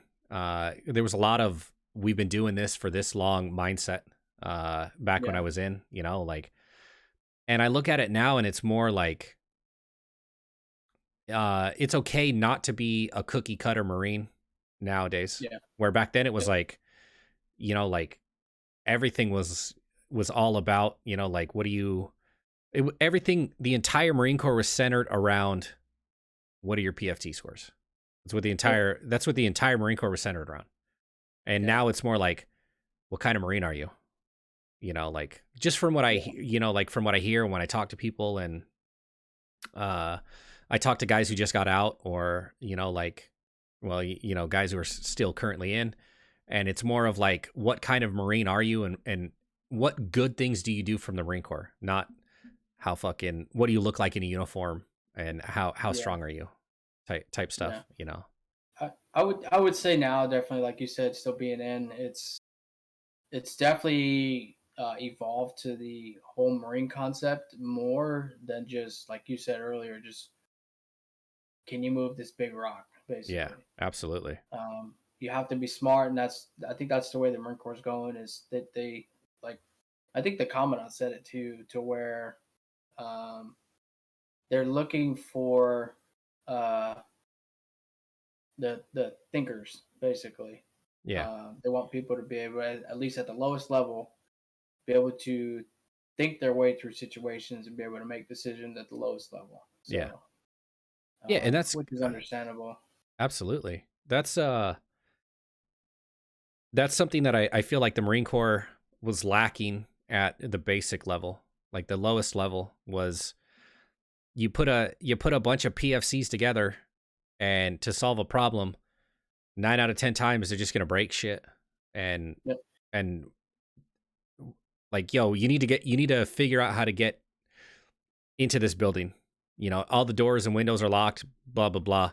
9 out of 10 times they're just gonna, all right, we just kick open the front door. You know, like, you know, the simplest route. And but now I feel like there's more problem solving. They're more focused on how to solve the problem without the first option being violence. Well, it's the Marine Corps. Violence is always an option. It's always an option, but it doesn't always have to be the first option. And I super appreciate that now about the Marine Corps. I just wish it would have, you know, they would have evolved, you know, sooner. Sooner. Because I know a lot of good Marines who got out because, well, just for like height and weight standards were like strict and ridiculous. I mean, I'm 6'4". Our height weight, you know, like 225 was my max weight, you know, like, and I was so skinny to the point where like you could see, like I could stick my fingers through my ribs type like skinny, but it's just because the way I was built, you know, like I always pushing weight. I'm always like 224, 225, 226, like in that area. And because I was, you know, skinny in a lot of different places, like I couldn't get to, like I would fail tape type shit. Like, oh, I've got a skinny neck. So like I couldn't just like puff my neck out or anything, you know, like, and I know a lot of good Marines who are great leaders. They just were tired of constantly feeling like a fat body. And they were like, you know what? My contract's up. I'm getting out. And then it was always like, why are we just left with a bunch of, you know, like, well, I don't want to say shitbags, but like, why are the good ones getting out? It's like, well, because they're not all the good ones are 300 PFTers. Like, you know, so though that mentality, I'm glad it's changing. Like, I know right now they're looking at revamping the height and weight standards and the body composition stuff. Yeah. Shit like that. So hopefully it does come out better than what it is now, because I don't agree with it also. Let's just put it that way. Yeah, absolutely. But still gotta follow the standards. Absolutely. Well, yeah, you can't change it. You can work, you can help the process change, but like you can't just like, yeah, you know what, you're good. That's not your call to make, you know? Like but like I'm glad they added the CFT. Like they added the CFT. I had like 9 months left before I got out when they added the CFT. Because like we used to do a PFT twice a year, and that was it. Salt dog. Yeah, absolutely. And I was like, my unit was one of the first ones to test out the CFT for, well, when it came out. And I remember I ran my this is after I got my car accident. I ran a PFT. I was mid to high PFTs. You know, I wasn't running the 300. But I mean, it's in the mid 200s, you know, like depending on how I was feeling. And I was okay with that. But like when I took my first CFT, I was like I think I got like a 280, you know, on the CFT, and didn't even know what was going on, you know, just like we did the CFT and they were like, you know how they give the brief before a PFT and a CFT? They gave the brief and it was like, all right, you would get out there and like, am I doing this right? Like, is this, you know, like type shit. And I'm glad they're doing more of they're rounding out the Marine Corps and like So you have more skills besides just pull-ups, crunches, and runs. Because fucking CFT's a bitch now too, though. yeah, I bet it's only I bet it's only evolved into something more. It's a bitch. It's still very similar to when it came out, but Yeah, it's no longer like 100 ammo can lifts. It's like yeah, you have to do 116 or 120 or whatever it is yeah. now, to where, depending on your age group, you either got to get faster or Hmm. you got to get stronger. Yeah, So yeah, the older you get, the stronger you get. yeah. You got to. That's Yeah. so. But Um, yeah, that's one of the good things. And then, and I'm super glad that it is, because I feel like the Marine Corps is only going to the Marine Corps is only going to improve because more people are going to stay in, because it's not, it's more accommodating to Marines that don't fit inside the box. yeah, yeah, So, um, yeah. I think definitely over the 13 years that I've been in, you could definitely see the change. You could definitely see the change in the mentality of the kids who come in now. I'm not gonna say boot camp's easy, um, yeah, but today it seems like boot camp is somewhat easy yeah, than what me and you went through, yeah, uh, compared to the changes that they've made with screaming and the yeah. words that are allowed and all other shit. I mean, drill instructor's not supposed to put their hands on you, but damn well they fucking do. I the first time I went to boot camp was different because the first time that rule wasn't necessarily implemented. It was in the Yeah. process. I had the first time I went to boot camp, I wore an Alice pack. Like that's Mm. uh and uh and then when I no, excuse me, sorry. I had a shit, I can't remember what it was. The first time I went I had the metal frame Hmm. It was the Molly pack or some shit like that? something like, I can't remember what it was called. Uh, and then the second time I went back, that's when they had the Alice packs, the new with the padding and all that type of shit. Yeah. Um, but it went from you can't touch recruits and you can't curse at them. No, they didn't have that rule. Like I watched a drill instructor throw a fucking flashlight or a moonbeam and it hit a recruit, Mm. and it was just kind of like you should have moved type thing. And then Damn. I went from that to then, boot camp where a drill instructor kicked a garbage can, it bounced off a wall and then hit a recruit, and he got removed from our platoon. Like it went from one to another. So Wow. I can't imagine, like, I do think that, stuff like that in boot camp, like boot camp should be, I don't want to say the hardest, but it should be one of the hardest things you do in the Marine Corps. Plain and simple, Yeah, because period. you're creating warfighters. Absolutely. And that's what I think people forget is, like, when it boils down to it, like, if you're in the Army and you're an admin, you're an admin. If you're a bulk Hmm. fuel, you're a bulk fuel. If you're a cook, if you're an MP, that's what you are. In the Marine Corps, you're a rifleman. Straight Yeah. first. That's exactly what you are first. You're everything. It doesn't matter what your MOS is. It doesn't matter what you do. You could be a supply guy. But when it comes down to it, you're a hard charger. You're a fucking, you're a killer. That's what you are Yeah. first and foremost. And I feel like you need to instill that in people. They just need to do a better job of um, not letting that disappear. Yeah. Yeah. Um, Yeah. I agree. It's definitely the mentality is definitely shifting.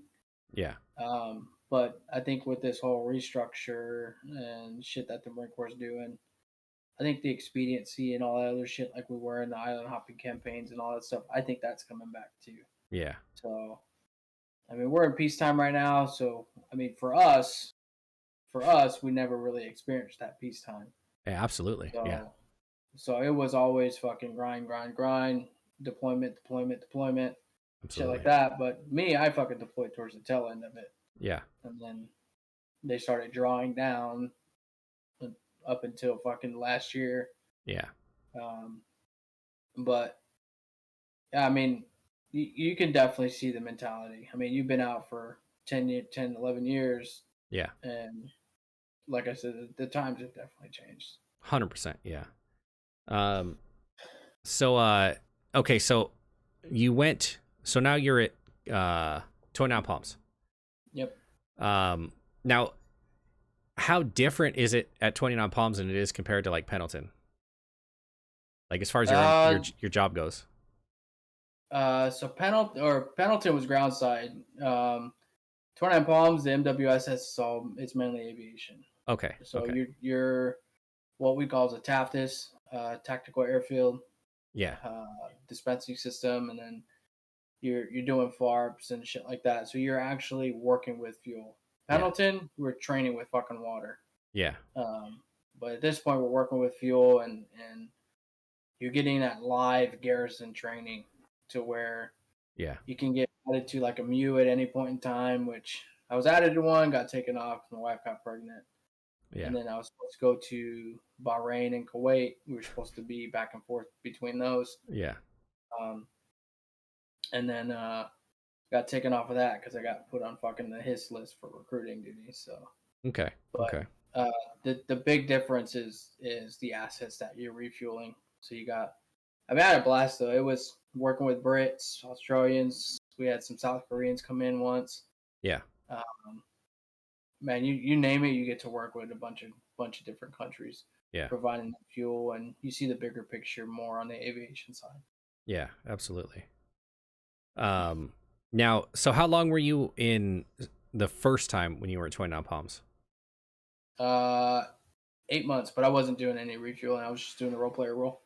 Okay. Oh, yeah, yeah, yeah. That's right. That's right. I And remember. then, Yeah, yeah, you saying that.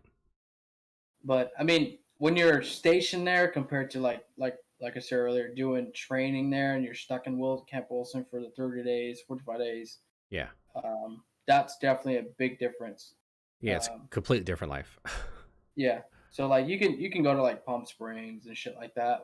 I would say the downfall there is there was really nothing in the immediate area.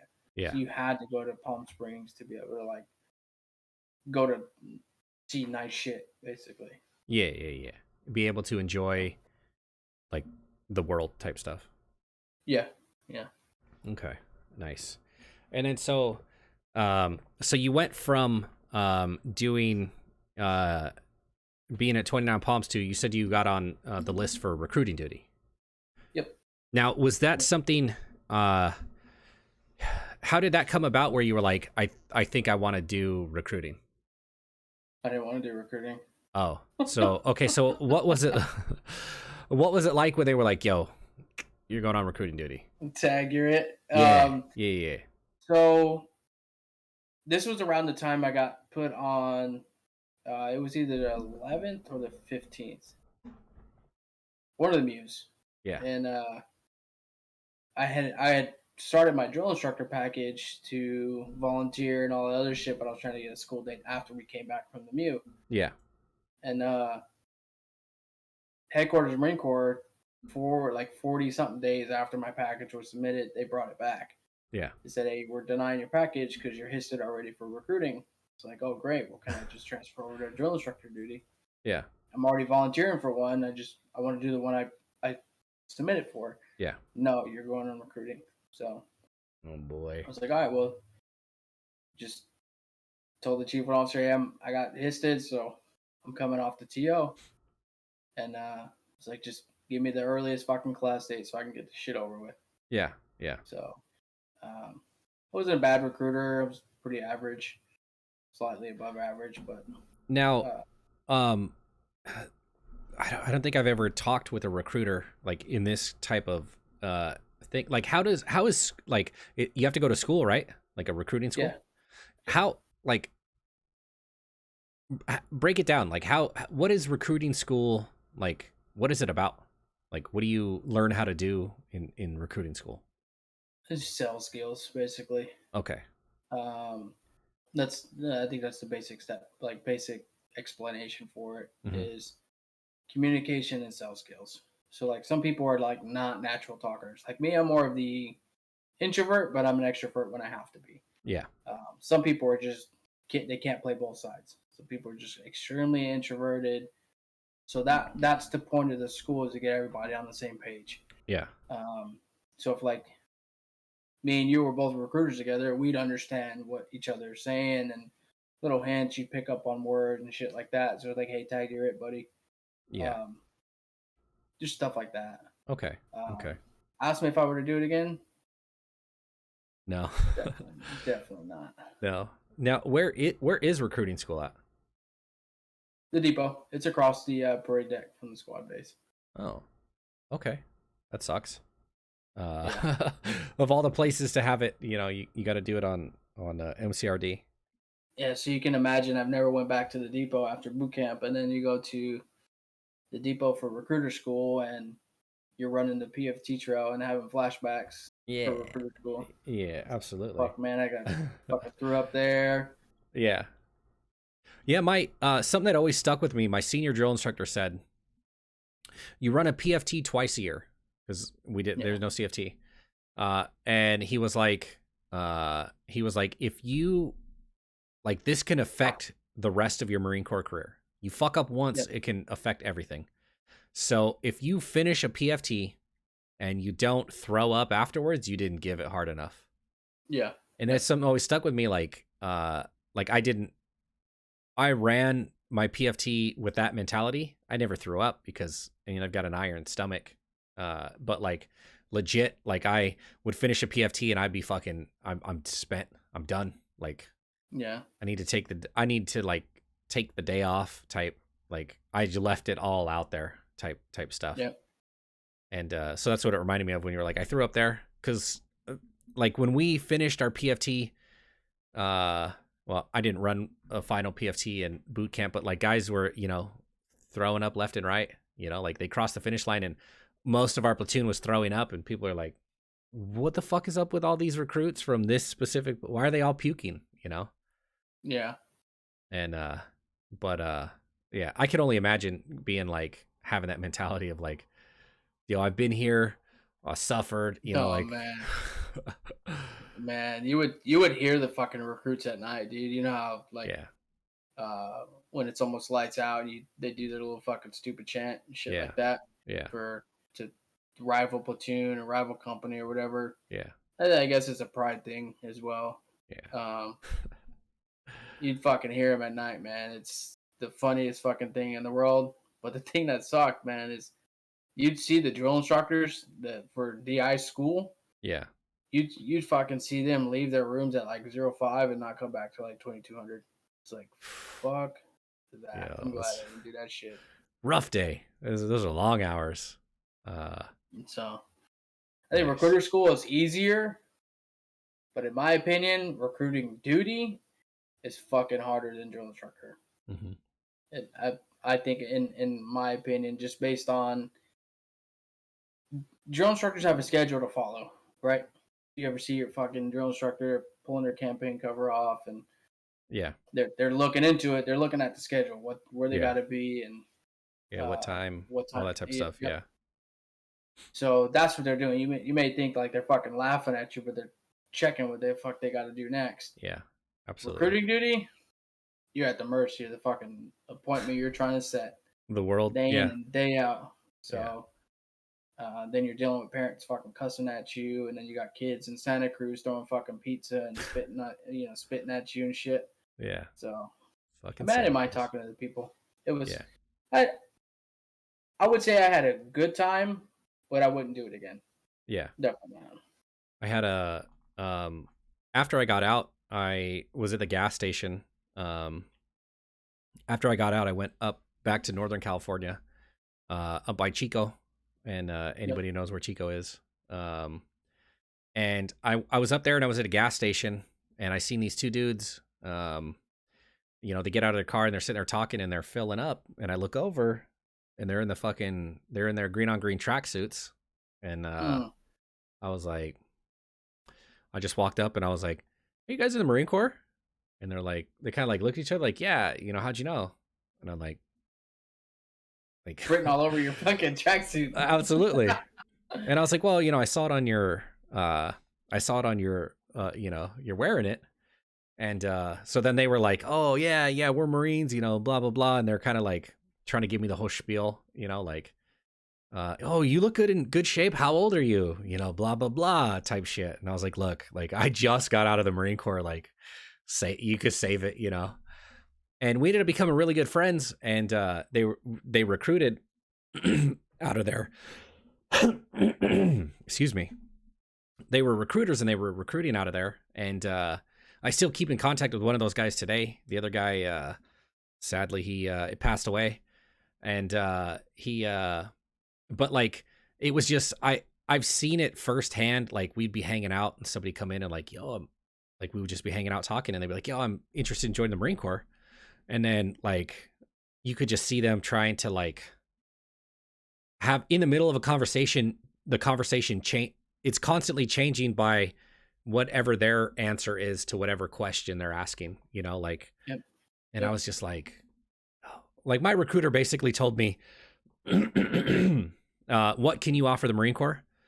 And, you know, and I was like, well, you know, like I had questions and stuff and it was more like, it was more centered on, um, you know, like we're too busy, like we're at war in two countries. Like you either want this or you don't type shit, you Hmm. know? And honestly, like if I think if I would have had a different recruiter, I probably would have been like, yeah, I'm going to go like don't panter to me. Like, cause that's what happened with the Army recruiter.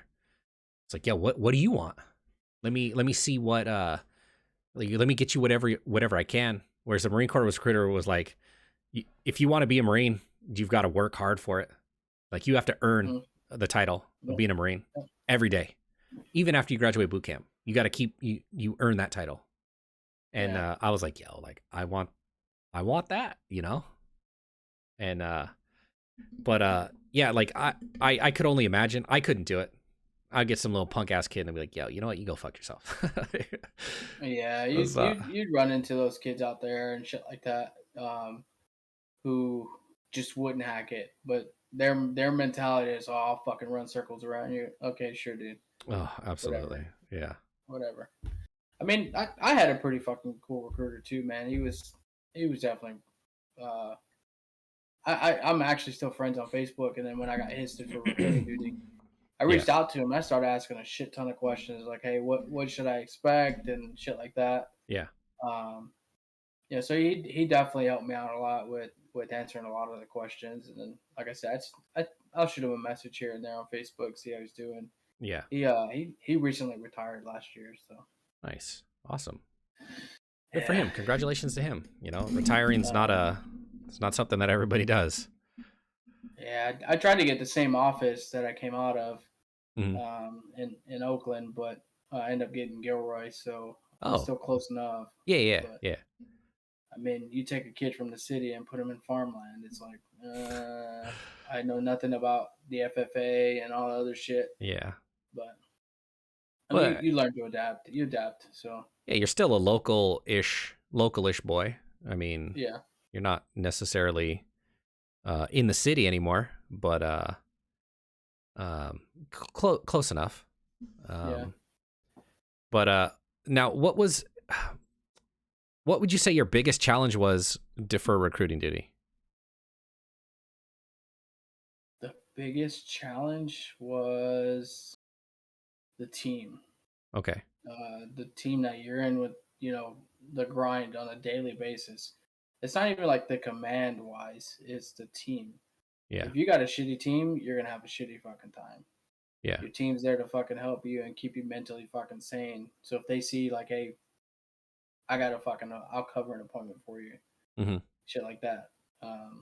If you all almost have to be the breadwinners, basically. Yeah. Um, so when I first checked in to recruiting duty, when I first got to RS San Francisco, let me backtrack. So when you're assigned your RS, you're doing district assignment day. The sergeant major from that RS comes down to the depot and talks to everybody who he's selected or who the career recruiter selected. Yeah.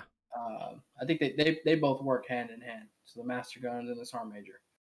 Um, and the staff sergeant who was supposed to be the staff officer I see from my specific office, I got his number, called him, blah blah blah, and so I check in, and this dude's no longer the staff officer I see. He got fucking fired, and then he was under investigation Wow. for doing some shady shit on recruiting duty, and then he couldn't like make weight, I guess, or some shit like that. Dude was Yeah. fucking fat. But like he had told me like, hey, you have to walk like the fuck, you have to like play in the black and all other shit. And from then, like since then, I lost all respect for the guy. Yeah. It's like one, you're not gonna fucking tell me how to run my career, Absolutely. and you're under investigation right now. So obviously you did something fucking stupid out here to get caught, Mm-hmm. or you not necessarily getting caught. It's like your own integrity, basically. But I would say the most challenging part is if you don't have a good team. My first 4 months Yeah. was fucking miserable. It was miserable. It's like no team. You know, you're barely getting to know the guys that are there, and then as we started getting, uh, let's see, fucking Gunny Aguilar, he's Motor Chi guy with the grunt unit right now. Yeah. Um, we're pretty close friends now. Even though he's a gunny, we were both staff sergeants together for a while. And then Staff Sergeant Bloss, he's an F-18 guy. We're pretty close. I shoot him messages once in a while too, but he was over in Iwakuni for a while, so the time difference and shit like Yeah. that. Yeah. I think now he's in Miramar. You know, we still talk every now and then, but you definitely become basically family with the fucking team that you have. Yeah. So like at Gunny Aguilar's house, man, we'd fucking go there, watch UFC fights, shit like that. To like that's like I would say, if like I say, if you don't have a good team, you're gonna have a rough fucking time. Yeah. Yeah. So, but I think that was the most challenging part. Nice. Now, recruiting duty is 2 years? 3. 3 years. Okay. 3 Okay. years. So, like you said, you were in Gilroy. So after you finished, when you were there, you were staff sergeant at this point? Yeah. Or you picked up staff sergeant while you were there? Yeah. Okay. Now what was your like, what'd you do for your promotion? Like, how did that go on at recruiting duty? So I mean, it's like any normal promotion. You're just outside of your MOS, but you're still getting looked at for promotion within your MOS. Yeah. You still get that your active duty base date, all that stuff. You still go on the board. So you're and so even though you're on recruiting duty, you're still competing with the other people in your MOS? yeah, but then you can go up for like a meritorious promotion to staff sergeant and shit like that. Mm-hmm. Okay. Within like the 8411 community. Okay. So like you can get like an early promotion through that. So if you were like a fucking top recruiter in the nation, shit like that, most likely you were gonna get a meritorious promotion. Okay. Okay. In my opinion, I don't think it should be that way because they lose the leadership experience and shit like that, MOS knowledge, all that. So yeah, because I've seen it firsthand to where you got guys who they get promoted to sergeant at recruiter school. They fucking go back to their units, check in to recruiting duty, and they have no fleet experience as a sergeant. Yeah. So they haven't really fully developed, and then they come back as a staff sergeant because they got meritorious promoted, and last thing they knew were they were they a make corporal. a fool out of themselves. Yeah. Yeah. Yeah. Absolutely. 100%. Yeah, we had a. But, oh, go ahead.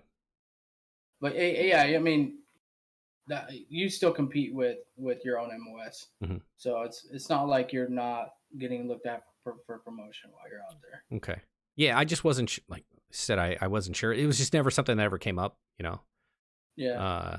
Because with my buddies, you know, like we didn't talk about that type of shit. Like, Mm. We were talking about, yo, we're gonna go out drinking at this place or whatever. Like that's how the that's how the conversations work.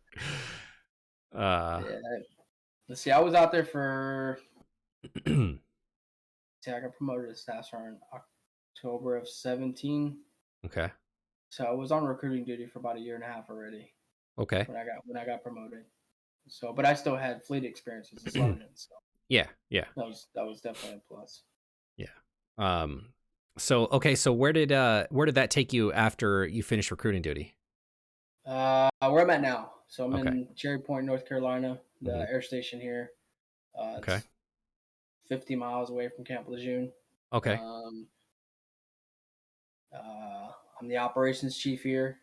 hmm, Um, I just make sure whatever the fucking Marines need to do their job, yeah, I make sure they get it. And if it's policies, safety procedures, you name it, I most likely have fucking done it here. yeah. So Okay, nice. Now, what are the what are the challenges you face differently now being a staff NCO compared to being, you know, an NCO? Like what are the different types of like cuz your job's completely different than it was beforehand. you have a more broader spectrum of knowledge with for your MOS. Hmm. So you're not just focused on getting fuel to one single aircraft. You're Okay. focused on the whole mission, Hmm. regardless if it's just a flight line operations or if it's like ground fuel operations, which we still do here. Yeah. Go around filling the generators during hurricane seasons, Hmm. shit like that. It's definitely you pay attention to a lot more shit that Okay. you wouldn't hear as a sergeant or below. Okay. Okay. So Now, has that been a big like uh has that been a big like was it easy to kind of adapt to that? Did you pick it up easy?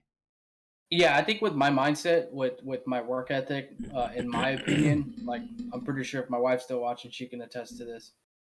Um, I bust my ass Yeah. because my leadership style is I want to set the example for the Marines to follow. Yeah. I know you preach that as a fucking PFC, newly promoted corporal, sergeant, Yeah. all the way up. You emulate what you want to fucking teach the Marines. Yeah, It's absolutely. hard work. You bust your fucking ass. You make sure that you're still following all the rules, procedures, and shit like that. But then you have to balance your physical fitness and stuff like that too. Mhm. So um, I don't want to get too much into like schedule wise and shit Sure, like sure. that. But uh, chow is continuous. Physical fitness is fucking continuous. Yeah, absolutely. So a lot of times there's not time to PT as a fucking platoon or a company, shit like that. Yeah. It's it's fucking grind. It's a grind here. Yeah. You gotta So you have to take some of that responsibility into your own hands. Uh yeah, yeah, absolutely. yeah. Just to give them a break because when it's fucking busy, it's busy. Yeah, When it's absolutely. boring, then you do the fucking then you do the police calling and fucking beautification shit stuff like that when it's when it's dead. And Yeah. usually it's dead around like holiday times and shit like that. Like President's Day is coming up, so the flights will probably die down Yeah. a little bit, and then it'll ramp back up for a few months. Yeah. But like we had an air show here recently, September, and man, that was balls to the wall for like 2 weeks, Yeah. like preparing, getting fuel orders and oil, like all the fucking shit that they spray out the back and do the little fancy tricks with. Yeah. That's all fucking like motor oil that gets shot out of the fucking back. Oh. Hmm. You never knew that, huh? Nope. No idea. That's Yeah, it's like 40 weight oil or some shit or 10 weight. I think it's okay. 10 weight. Um, but yeah, you're like it was balls to the wall, man. And then Yeah. during the air show, especially for me, um, you're getting calls left and right. Hey, I need fuel here. I need fuel here. My Yeah. generator's about to die. Especially for the people who are contracted to prepare food and all the other shit. Yeah. But yeah, you definitely gotta. It's definitely the bigger picture Yeah. of what to expect in the staff NCO ranks. Yeah. Okay. Okay. Uh, now, sorry, talking about oil, it reminds me I got to get an oil change. I had to write a note down because I forget that shit all the time. So yeah, kids, TBI suck. I think I said that 2 or 3 times. Don't get them. Don't do it. It sucks. Now, you'll forget to get your oil changed. I was like, oh, I got to do that like 100 miles ago, and I forgot. So good thing it's good thing it's a new truck. Uh, oh boy. But okay, so now, well, what are your plans for you gonna stay in? No, so I would like to, but like you, I'm fucked up, man. Yeah. I had 2 knee surgeries in 2020. I have arthritis in my left hand, arthritis in my left shoulder, which I'm going to physical therapy for now, Yeah. and then being on a medical board, possibly being medically separated in the next Oh, few months. oh boy. So, um, mentally, there's like a side of me that wants to stay in and continue to go, just because, like you said, you're gonna fucking miss it, and especially for you, you joined a little later, right? So, for me, that's the only thing I fucking know as an adult Yeah. is the military. Yeah. And I mean, recruiting duty kind of gave me a taste of the civilian side for the 3 years and what to expect out there. But you still have that military mindset. Yeah. Um, Absolutely. but like I said, for me, there's definitely a side of me that wants to stay in, but then I have to think of my body, and as you can see, I got little ones, so I want to make Yeah. sure that I'm able to still fucking run around and play with them and 100%. all that other stuff. So Yeah. can't be selfish. Yeah, absolutely. And it kind of like, yeah, like we talked about, like I miss it uh every day and everything, but I know, I mean, it was probably best that I got like I don't think I could have uh even if I hadn't got into, the pretty nasty car accident, I don't think I would have been able to handle it, like just because I learned so much about myself as a person, as a human being, where I didn't have time to reflect on my life when I was in the Marine Corps, because I Yeah. didn't feel like a person, like, and I think it boils down to the unit I was in, like there was Mm, no, I had a hard time feeling like an individual, whereas now that I'm, first Civ Div, I have the opportunity I had the opportunity to kind of like discover who I was as a person. mm, Um, and but yeah, like like you were saying, sometimes like things happen for a reason, yep. and I feel like very. It took me a while to kind of figure out how to deal with that, and Mm, now I'm to the point where, um, I mean, I've come to terms with it, and then now I'm to the point where, this right here, what I'm doing right now is what I love doing. Like this, like Twitch is great. Just hanging out, playing some games with people and stuff like that, and meeting people, like all across the board. But getting to know, well, most part veterans, which you're on your way there, one way, shape, or form within the next few months, next few yeah. years, whatever you decide to do, it's, like it's you're there. But that's what I like doing, because everybody, I mean, the beginning of your military career and mine were almost exactly the same. We Mm, went to the boot camp, the same place, MCT, the same place, MOS school, the same place, but then because of MOSs and stuff like that, it's completely two different direction type things. yeah. Um, so just learning about people and learning different things, like I love this type of stuff. Yeah, I think it definitely boils down to, especially being on recruiting duty, you meet a lot of veterans and people see you walk around in uniform and all that stuff. Yeah. Um, and it's crazy enough. Fucking guy who was in during the Beirut bombing, he was supposed to be in Beirut, but they had canceled his orders, or if I'm remembering the story correctly, he had left Beirut the day before. And bulk fuel specialist, like no joke. Yeah. Fucking, I remember the guy's name, Sonny. I got a little fucking keychain that he made me too.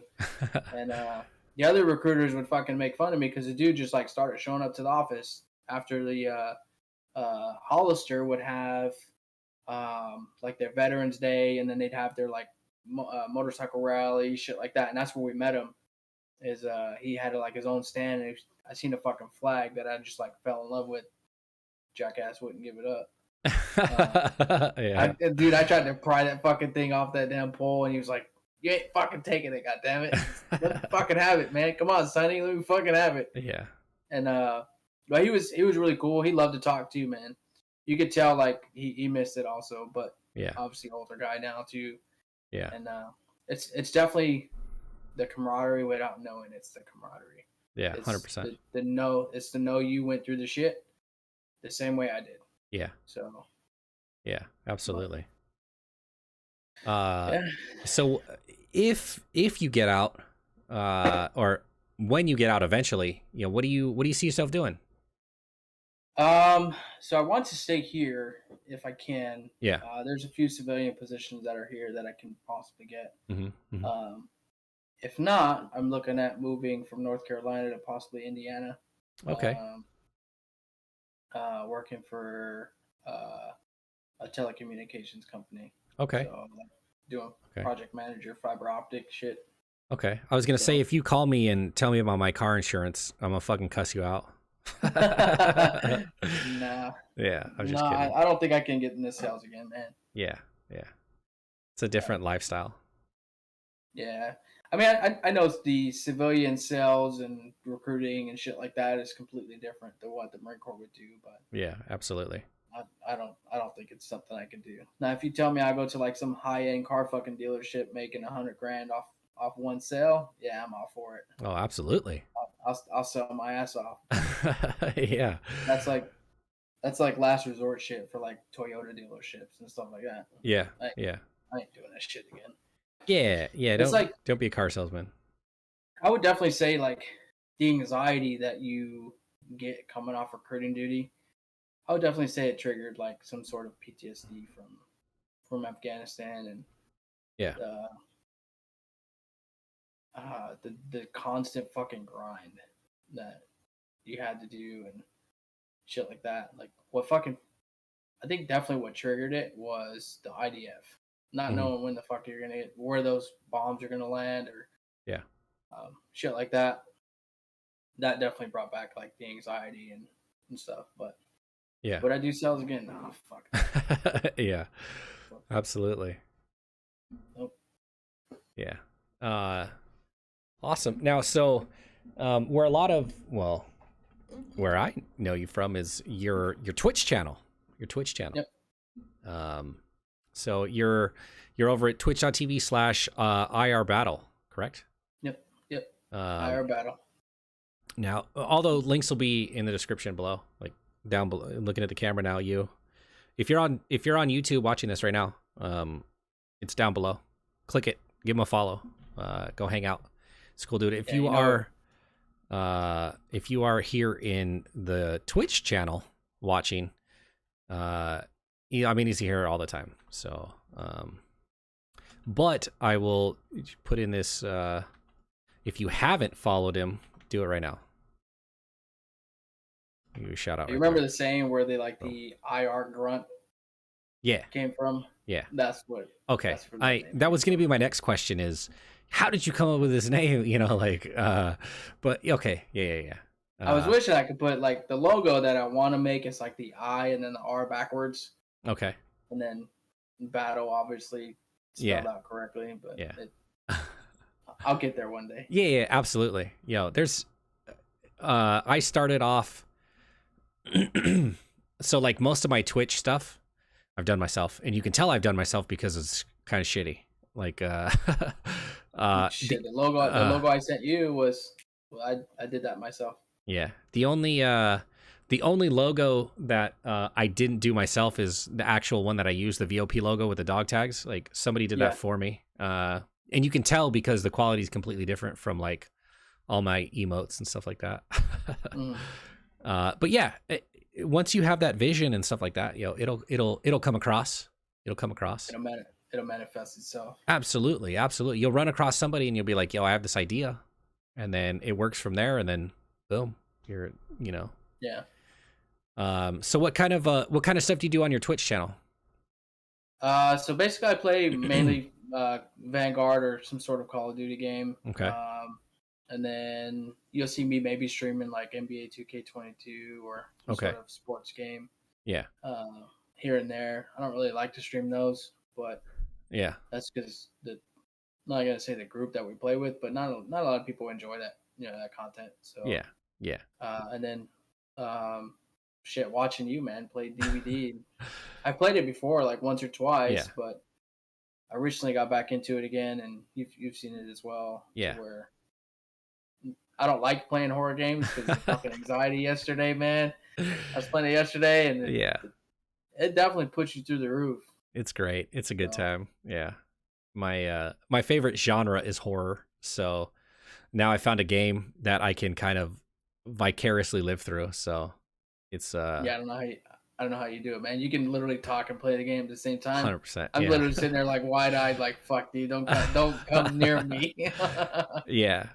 Yeah, people get mad around here on my Twitch. Like, I don't jump scare. I don't. I played You'll horror. see me fucking jump. You'll see me jump scare all the fucking time. Yeah. I people don't get the people. I don't jump scare, and people don't. People get mad about it. I wear a heart rate monitor. They're like, "How do you never scared?" I was like, "Yo, I'm fucking terrified. It's just this is a stone wall. Like, you're not gonna see Yeah. it. I get that heart rate monitor. It's up at 100, 115, 125, but like I look like this, like I'll be sitting here playing with a big old smile on my face, and so it's good times for sure. Good times for sure. Do you put that on your Twitch channel, like it's visible? Yeah, I wear the heart rate monitor, and then in the top corner, there'll be my heart rate monitor of what my heart is currently running at. Yeah. I'll have to pick your brain on how you did that. Absolutely, yeah, it's fun for sure. Because I get scared just like everybody else. You're not gonna see it. No, man. If you go back and watch my video on yesterday's stream, which is what was that, the 10th? Yeah, the 10th. Man, you'll fucking see me jump like a little girl. Not to be Yeah. offensive, but Absolutely. and it's something about the music. Mm-hmm. Like I can sit there and see like scary shit all day long, but it's something about the music that makes me Yeah, it gets to you. wanna wet my pants. Yeah. It's awesome. Now do you so what else do you do in your free time besides Twitch and doing the dad thing? My wife plays kickball for the units team, so most of the time it's either that or going to my daughter's soccer practices and games and shit like that. Nice. So I like spending time with my family, man. Yeah. Like, that's why I only stream for like late evening time frame. Yeah. Just because I'm mainly either helping kids with homework and helping the wife out and shit like that. Yeah, absolutely. Is your wife is she in? No, she's okay. She's civilian. Okay. You never know. You never know. No, I've actually known her since middle school, but we didn't start dating until like 2 years in me being in the Marine Corps. Oh, nice. That's awesome. So. That's awesome. Now, so we're getting to that point. Like, so we plugged your Twitch. Do you have anything else that you'd like to plug? Don't do drugs. Don't do drugs. Yes, absolutely. Don't do drugs. No, I don't think I have anything else to plug, man. To be honest, Okay. Just I don't know. Yeah, mental health issues. Just go seek help. Absolutely. Yeah, definitely. Go seek help. I'm big on mental health around here. 100%. Yeah, that's or phone a friend. Like I've heard you say it plenty of times. Phone a friend if I need to, I'll fucking like again. You can ask my wife. My phone's Yeah. always fucking ringing. Marines asking me questions. Had a Marine who had a medical emergency with his wife Yeah. last week, but Yeah. I'll do whatever I can to fucking help out. Yeah, absolutely. Same thing around here. I talk about it every day on stream. It's probably in these videos too. Like if anybody ever needs anything to reach out, like my DMs are always open. You can call me. I mean, I get phone calls 2, 3, 4 o'clock in the morning. Someone will give me that text like, "Are you awake? Are you up?" You know, or and I know it's not for a booty call. So I'm like, "Yeah, what's up? What's going on?" And you know, like I'm always here. And I know lots of people in the community as well are. So if you put in, like in my Discord, you know, if you just say, "Hey, is anybody awake to talk?" Someone will message you back, 100%. But you're never alone. No matter how alone you feel, you're not. So I'm big on mental health. Big on mental health. Yeah. That's my, it's my jam. My jam. Yeah, and I hope to get there someday and possibly do something like this too on my own channel, or maybe we can team up and do Absolutely. some shit together and Hell yeah. shit like that in the future. But yeah, man, this was fun, dude. Yeah, absolutely. Fun. This is my favorite thing to do on for the channel is sit down and talk with people and kind of get to know them and just know that their life, you know, like we're all different people. So Yeah. it's good to see why people joined, what they've done, you know, like and where their life is taking them from these experiences. Yeah, Uh, I've met a lot of good people, especially one. I'll shout his name out to you, Nicholas Rubio. He's definitely one of the best mentors I've had, and he's actually a civilian that I work with now too. oh, nice. Retired as a master sergeant last year, the year before, Yeah. and yeah, he's definitely like so from what I understand, he's the youngest out of like 5 kids, so he's never really had like a younger brother, Hmm. and you know he helps me out with fucking pretty much everything. So Yeah. whether it's like mental health, fucking advice that I need, and he's like 40 something, so I'm only fucking 30 years old and getting advice from somebody who's 10, 15 years older than me. Yeah. So, Yeah. but I've known him since Tornado Palms. He was the master sergeant that came out to the field. Yeah. So, and Oh, then that's nice. I came off recruiting duty, and he's the master sergeant. I was here when I checked into this section, and ever since then, man, we've 9, 10 years later. Yeah. So Nice. yeah, he's definitely one of the guys that I reach out to if I'm like struggling for the day or whatever. Yeah. Yeah. That's awesome. That's awesome. Now we'll turn it. Well, before we do that, the question we always ask around here is, what one moment, during your career that you've had do you look back on and it always brings a smile to your face, regardless of One how goofy or whatever it is? one moment. Yeah, like you're messing around. I remember we were in Mount Town one time, and we filled like a 2 liter. It's fucking dumb, but whatever. Bored Marines are the most dangerous thing on the planet. We filled it up with like little rocks and pebbles, and then we took uh, we took like 3 of the packets from an MRE, like the heaters. Yeah. We Yep. stuffed them in there, then we put water in it, closed it, shook it up, and threw it over one of the walls because we were fucking bored, you know. But it was great. Every time I think about it, it was a good time. Put a smile on my face. But boy, we were fucking done. Somebody could have got seriously hurt. Seriously Fuck, hurt. one moment. Uh, That's really hard. 13 yeah. years. That's really fucking Yeah. hard. Yeah, I would absolutely. I would say majority of my time as a role player Yeah. brings a smile to my face Yeah. because you see the whole concept. Yeah.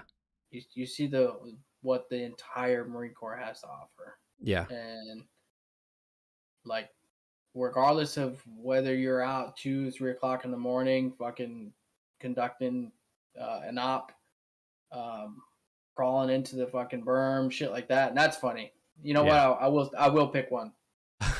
Um, so there was this mission Yeah. We had to infiltrate their PB, their patrol base, Hmm.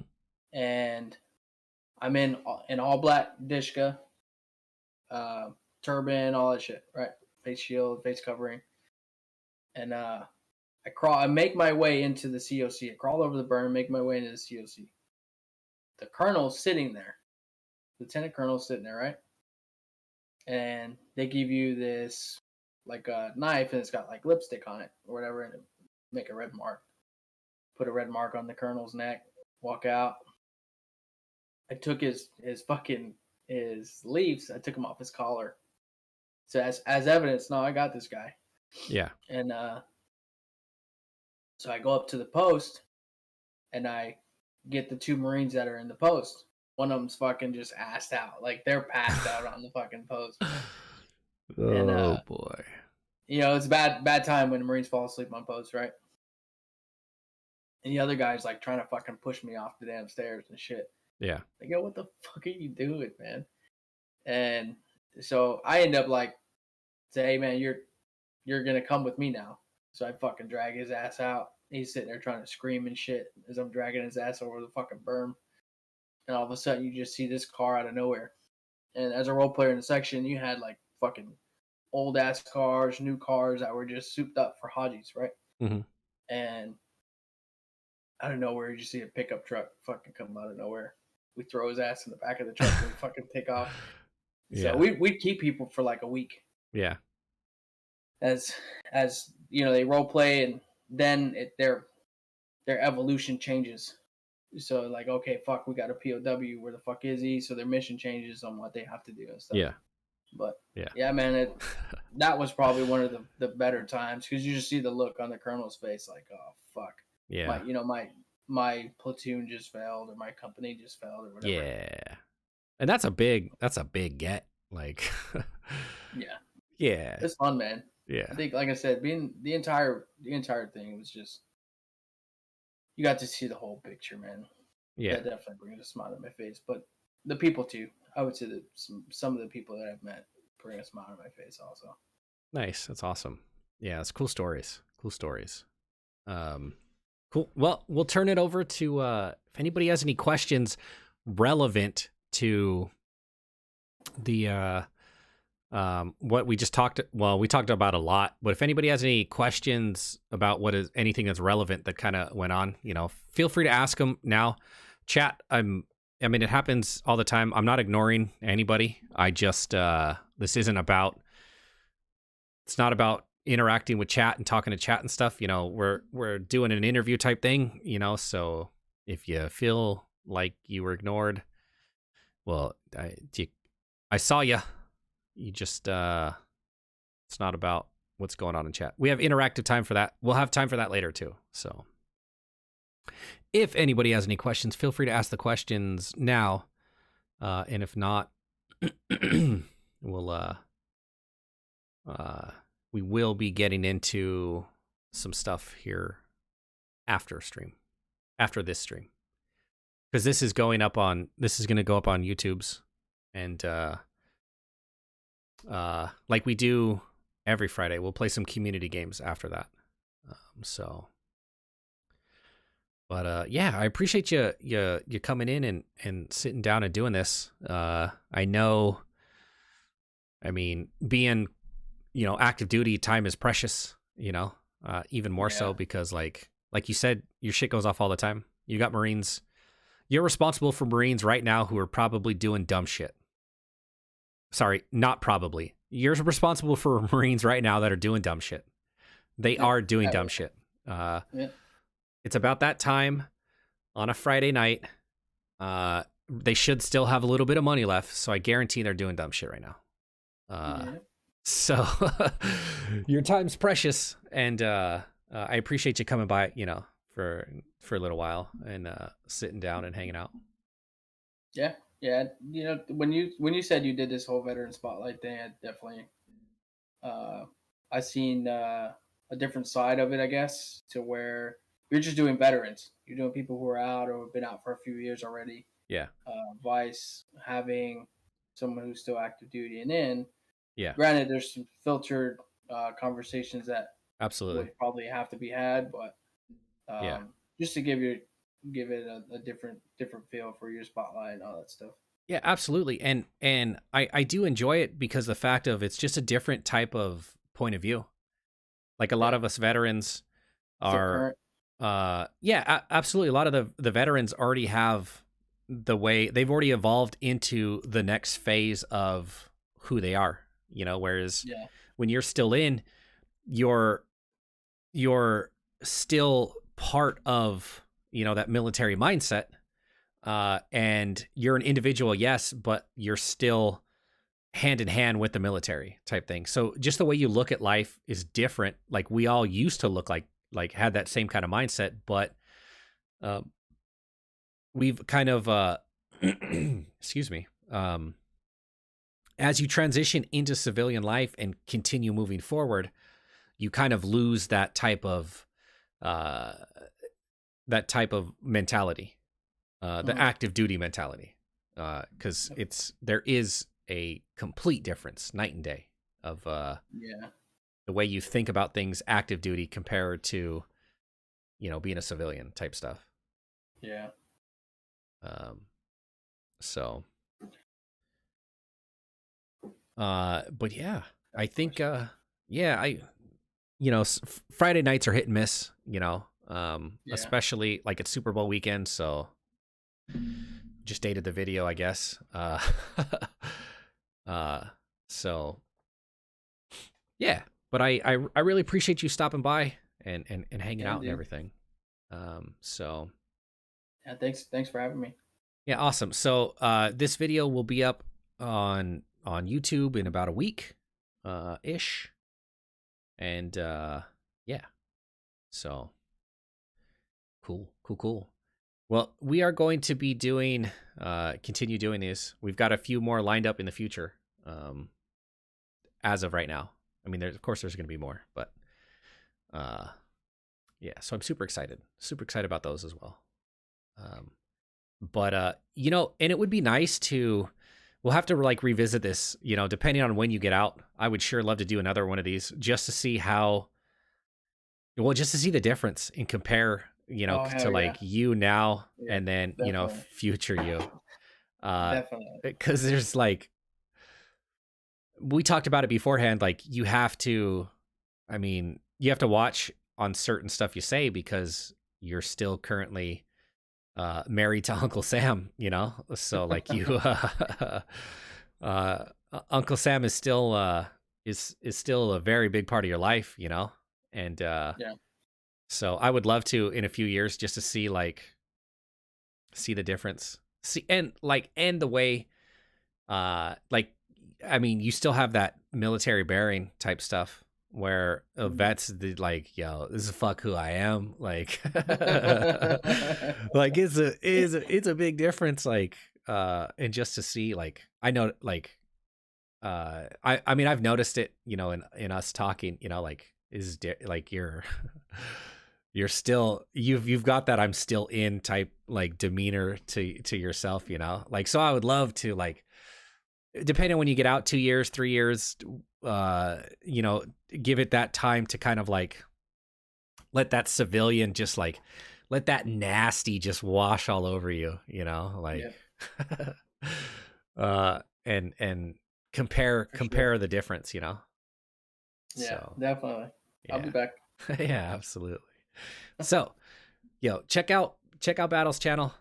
Its links are in the description for his socials, and also in the Twitch chat. His it's out there too, and he comes by all the time. So and I got him into back into DBD, so he'll be around. He'll be around for sure. But yeah, Shit. so awesome. Yeah, I appreciate you coming by, and we're gonna go ahead and we're gonna end our little session here, our little video. Oh, big stretch. Oh, all those pops. I don't know if they were good or bad. Sometimes it's good, sometimes it's bad. But I'll tell you in a few minutes how those pops went. But yeah. Thank you very much for hanging out and telling us a little bit about yourself and sharing some stories. Yeah, of course, man. Like I said, we'll revisit this. Yeah, absolutely. I'm looking We forward to it. definitely will. Yeah. There's things I would like to say, but You can't. Yeah, I get it. All right. 100% understand. 100% understand. Awesome. Well, plug for the channel. If you're a veteran watching this, or you know a veteran who would like to sit down and do this, or active duty, we're branching out. Feel free to reach out. My DMs are open on Discord. My email's there as well. If you want to reach out on email, I check it like once a week, maybe. I don't know. So if it takes me a while to get back to you, I just don't get a TBI. It sucks. That's all I can say. But yeah.